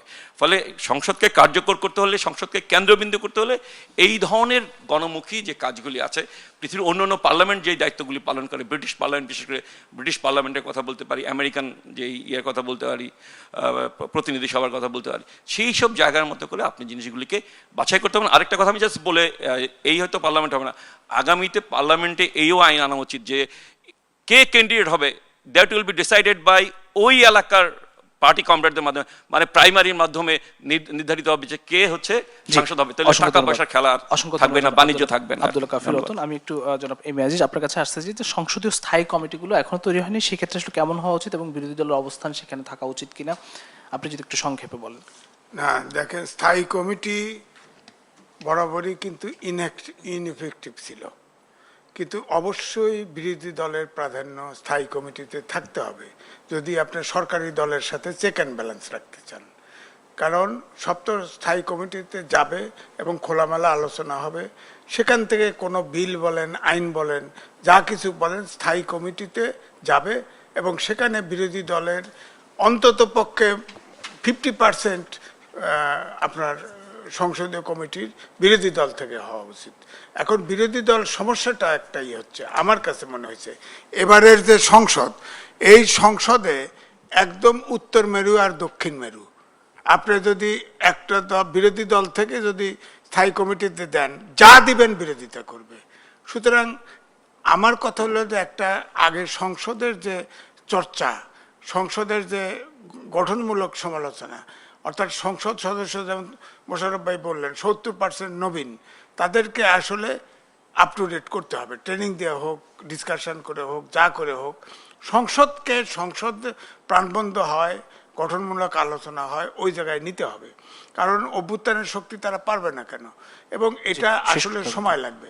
নূতন সংসদ আমার কাছে মনে হয় 70% নূতন, বিদেশি নাগরিক আছে, ব্যাংক ডিফল্টার আছে, এটা একটা হসপস সংসদ, এটাকে লাইনে আনা বড় কঠিন। আবার বিরোধী দল এবং সরকারি দল একদম পলিটিক্যালি একদম অপোজিট, একটা মধ্যপন্থী, একটা পুরা দক্ষিণপন্থী। সুতরাং এইসব জায়গায় কিন্তু সব জায়গায় জোড়াতালি দেওয়া, তার আগে সংসদ সদস্যদেরকে সংসদ কিভাবে কার্যপ্রণালী কিভাবে কাজ করতে হয়, গঠনমূলক আলোচনা করতে হয়, এই ব্যাপারে প্রস্তুত করতে হয়। অসংখ্য ধন্যবাদ জনাব এম এ আজিজ। আমি একটু আবু আলম শহীদ খান আপনার কাছে আসি যে ঈদের পরে স্থানীয় সরকার নির্বাচন হওয়ার একটি সম্ভাবনা রয়েছে, সেক্ষেত্রে আসলে চ্যালেঞ্জগুলো কি রয়েছে নির্বাচন কমিশনের সামনে, সংক্ষেপে যদি বলেন 3 মিনিটে।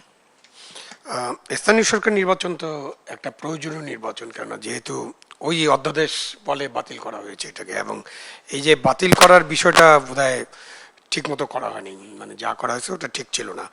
তো এনিওয়ে এখন সংসদকে ডিসাইড করতে হবে বা সরকার ডিসাইড করতে হবে যে তারা কখন নির্বাচনটা করবেন। স্থানীয় সরকার নির্বাচন নিয়ে মাঝে মাঝে অনেক ঝামেলা হয়, বাট আমরা প্রত্যাশা করব যে অভ্যুত্থানের মধ্য দিয়ে এবং এই যে ভোটের মধ্য দিয়ে যে সরকারটা গঠিত হলো, তারা স্থানীয় সরকার নির্বাচনে মার্কার ব্যাপারটা মোটামুটি সিদ্ধান্ত হয়েছে যে সেটা নিশ্চয়ই রাখবেন, যে কোনো মার্কা থাকবে না। দলীয় মার্কা না থাকলে অনেকটা স্থানীয় সরকার নির্বাচন অনেকটা মানে অনেক মানুষ যোগ দিতে পারেন যারা যোগ্য মনে করেন নিজেদেরকে বা যাদের যোগ্যতা আছে, তখন একটা ভালো নির্বাচন হবে। স্থানীয় সরকার নির্বাচন কিন্তু এই সরকারের জন্য একটা বড় চ্যালেঞ্জ। ওটা দিয়ে প্রমাণিত হবে যে তারা অতীতের পথে হাঁটছেন নাকি তারা নতুন পথে হাঁটছেন, যেহেতু তারা অনেক নতুন কথা বলছেন, সংস্কারের কথা বলছেন, এবং স্থানীয় সরকার ব্যবস্থাকে শক্তিশালী করা একটা বড় চ্যালেঞ্জ, শক্তিশালী করতে হবে। আমরা অতীতে আমাদের সংবিধানে আছে স্থানীয় সরকার আলাদা চ্যাপ্টার, আমাদের সমস্ত রাজনৈতিক দল মনে করে যারা ক্ষমতায় গিয়েছে এবং ক্ষমতা জানি যে স্থানীয় সরকারকে শক্তিশালী করতে হবে, কিন্তু সমস্ত রাজনৈতিক দল চায় যারা ক্ষমতায় থাকে তারা স্থানীয় সরকারকে শক্তিশালী করতে চায় না। আমাদের মাননীয় সংসদ সদস্যরা তো উপদেষ্টা হয়ে যান, মানে সংসদের কাজ নিয়ে আমরা এতক্ষণ কথা বললাম না, দেখা গেল সংসদ সদস্যরা এলাকার উন্নয়ন প্রশাসন এবং উপজেলা প্রশাসন, কোনো কোনো ক্ষেত্রে জেলা যে ইয়ে আছে, জেলার যে পদ্ধতিগুলো আছে সেগুলোর মধ্যে তাদের উপদেষ্টার রোল আছে, এবং সেই উপদেষ্টার রোলে বিশেষ করে উপজেলা একটা নির্বাচিত যে প্রতিনিধি তাদের উপর যখন উপদেষ্টা হয়ে তারা যান, তখন কিন্তু তারা বেশিরভাগ ব্যর্থ থাকেন প্রশাসন নিয়ে, এবং ওই স্থানীয় সরকারটা কাজ করতে পারে, ওখানে ডুয়াল অ্যাডমিনিস্ট্রেশন চালু হয়ে যায়। এক তো আমাদের উপজেলা নির্বাহী অফিসার ভার্সেস উপজেলা চেয়ারম্যান আছে, তার মাঝখানে আবার এমপি সাহেব আছেন, এবং এইটা নিয়ে একটা এই যে একটা আইন আছে, এই আইনটার ব্যাপারেও সংসদ ভেবে দেখতে পারে যে এই আইনটার কিছু পরিবর্তন করা যায় কিনা। তো আপনার যেটা করা দরকার সেটা স্থানীয় সরকার বিভাগকে শক্তিশালী করার জন্য যতটুকু কাজ করা দরকার সেই কাজটা যদি তারা করেন, ভবিষ্যতে গণতন্ত্রের জন্য এটা সুবিধা হবে। মানে আপনি যে ফ্যাসিবাদ আমরা বলি না, ফ্যাসিবাদ আসলে একটা কেন্দ্রীভূত শাসন, যখন এটাকে আপনি বিকেন্দ্রীকরণ করে দিবেন তখন ফ্যাসিবাদ কিন্তু শক্তিশালী থাকে না। সুতরাং ফ্যাসিবাদের শক্তি যদি আপনি বিনষ্ট করতে চান, তাহলে কিন্তু আপনার স্থানীয় সরকার প্রতিষ্ঠানগুলোকে শক্তিশালী করতে হবে। অসংখ্য ধন্যবাদ জনাব আবু আলম শহীদ খান। আমি একটু শেষ করতে চাই জনাব এবিএম মোশাররফ হোসেন, আপনাকে দিয়ে সরকারের সামনের চ্যালেঞ্জগুলো কি? যদিও সরকার তার যে প্রতিশ্রুতি সে প্রতিশ্রুতি বাস্তবায়ন করতে শুরু করেছে, আপনি বলছেন যে ঈদের পরে হয়তো খাল খনন কর্মসূচি শুরু হবে। সরকারের সামনে চ্যালেঞ্জগুলো কি? একই সঙ্গে স্থানীয় সরকার নির্বাচনে কি কি চ্যালেঞ্জ দেখেন? আপনি যদি 3 মিনিটে শেষ করেন। আপনি যে কথাই বলেছেন আমাদের খাল খনন তো আগামী 16 তারিখ থেকে শুরু দিনাজপুরের কাহালিতে আমাদের মাননীয় প্রধানমন্ত্রী আপনি যে কথাটি বলেছেন খাল খনন ঈদের পরে না, আগামী 16 তারিখ দিনাজপুরের কাহালি থেকে আমাদের মাননীয় প্রধানমন্ত্রী উদ্বোধন করবেন। সাথে সাথে 54টি জেলায় সারা বাংলাদেশে এই কর্মসূচি শুরু হবে। সুতরাং আমরা মনে করি নির্বাচনে যে আমরা অঙ্গীকারটা করেছিলাম সেই অঙ্গীকারের আরেকটি ধাপ আমরা অতিক্রম করছি।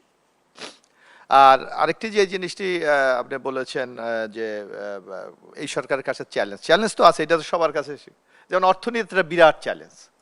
যে জনগণের যে প্রত্যাশা, সেই প্রত্যাশাকে এগিয়ে নিয়ে যেতে হলে আপনার অর্থনৈতিক ভিতটা আমাদের তৈরি করতে হবে। কিন্তু আপনি জানেন যে বিগত সরকারের আমলে অর্থনীতির এমন ভঙ্গুর অবস্থা যে আমাদের ব্যাংকগুলিতে তারল্য সংকট মারাত্মক। আর আপনাকে এই সরকার, বিশেষ করে আমাদের গভর্নমেন্টেরও বেশ কিছু কমিটমেন্ট আছে যে আমরা 1 বছরে প্রায় 1 কোটি কর্মসংস্থানের ব্যবস্থা করব। তারপর আমাদের উন্নয়নের নানা ধরনের কমিটমেন্ট আমাদের আছে। এই কমিটমেন্টগুলি বাস্তবায়ন করতে হলে আমাদের কিন্তু অর্থ দরকার, কিন্তু এখানে একটা বিরাট সংকট আছে। তারপর আপনি দেখেন মধ্যপ্রাচ্যে একটি যুদ্ধ, এই যুদ্ধও কিন্তু সরকারকে আরেকটা শঙ্কার মধ্যে ফেলে দিয়েছে। হয়তো জ্বালানির সংকট হবে না, কিন্তু যদি এই যুদ্ধ দীর্ঘমেয়াদী হয় তাহলে কিন্তু আমাদের প্রায় 80 লক্ষ জনশক্তি কিন্তু মধ্যপ্রাচ্যে তারা কর্মসংস্থানে আছে। তারা যদি দেশে ফিরে আসে তাহলে কিন্তু আরেকটা বিশৃঙ্খলা তৈরি হবে। সুতরাং এই চ্যালেঞ্জগুলো তো সরকারের কাছে আছে, কিন্তু সরকার আমরা মনে করি যে আমরা জনগণের যে রায়টা নিয়ে রাষ্ট্র পরিচালনার দায়িত্ব নিয়েছি, জনগণের সাথে নিয়ে আমরা আশা করি এই চ্যালেঞ্জগুলি আমরা মোকাবেলা করতে পারব।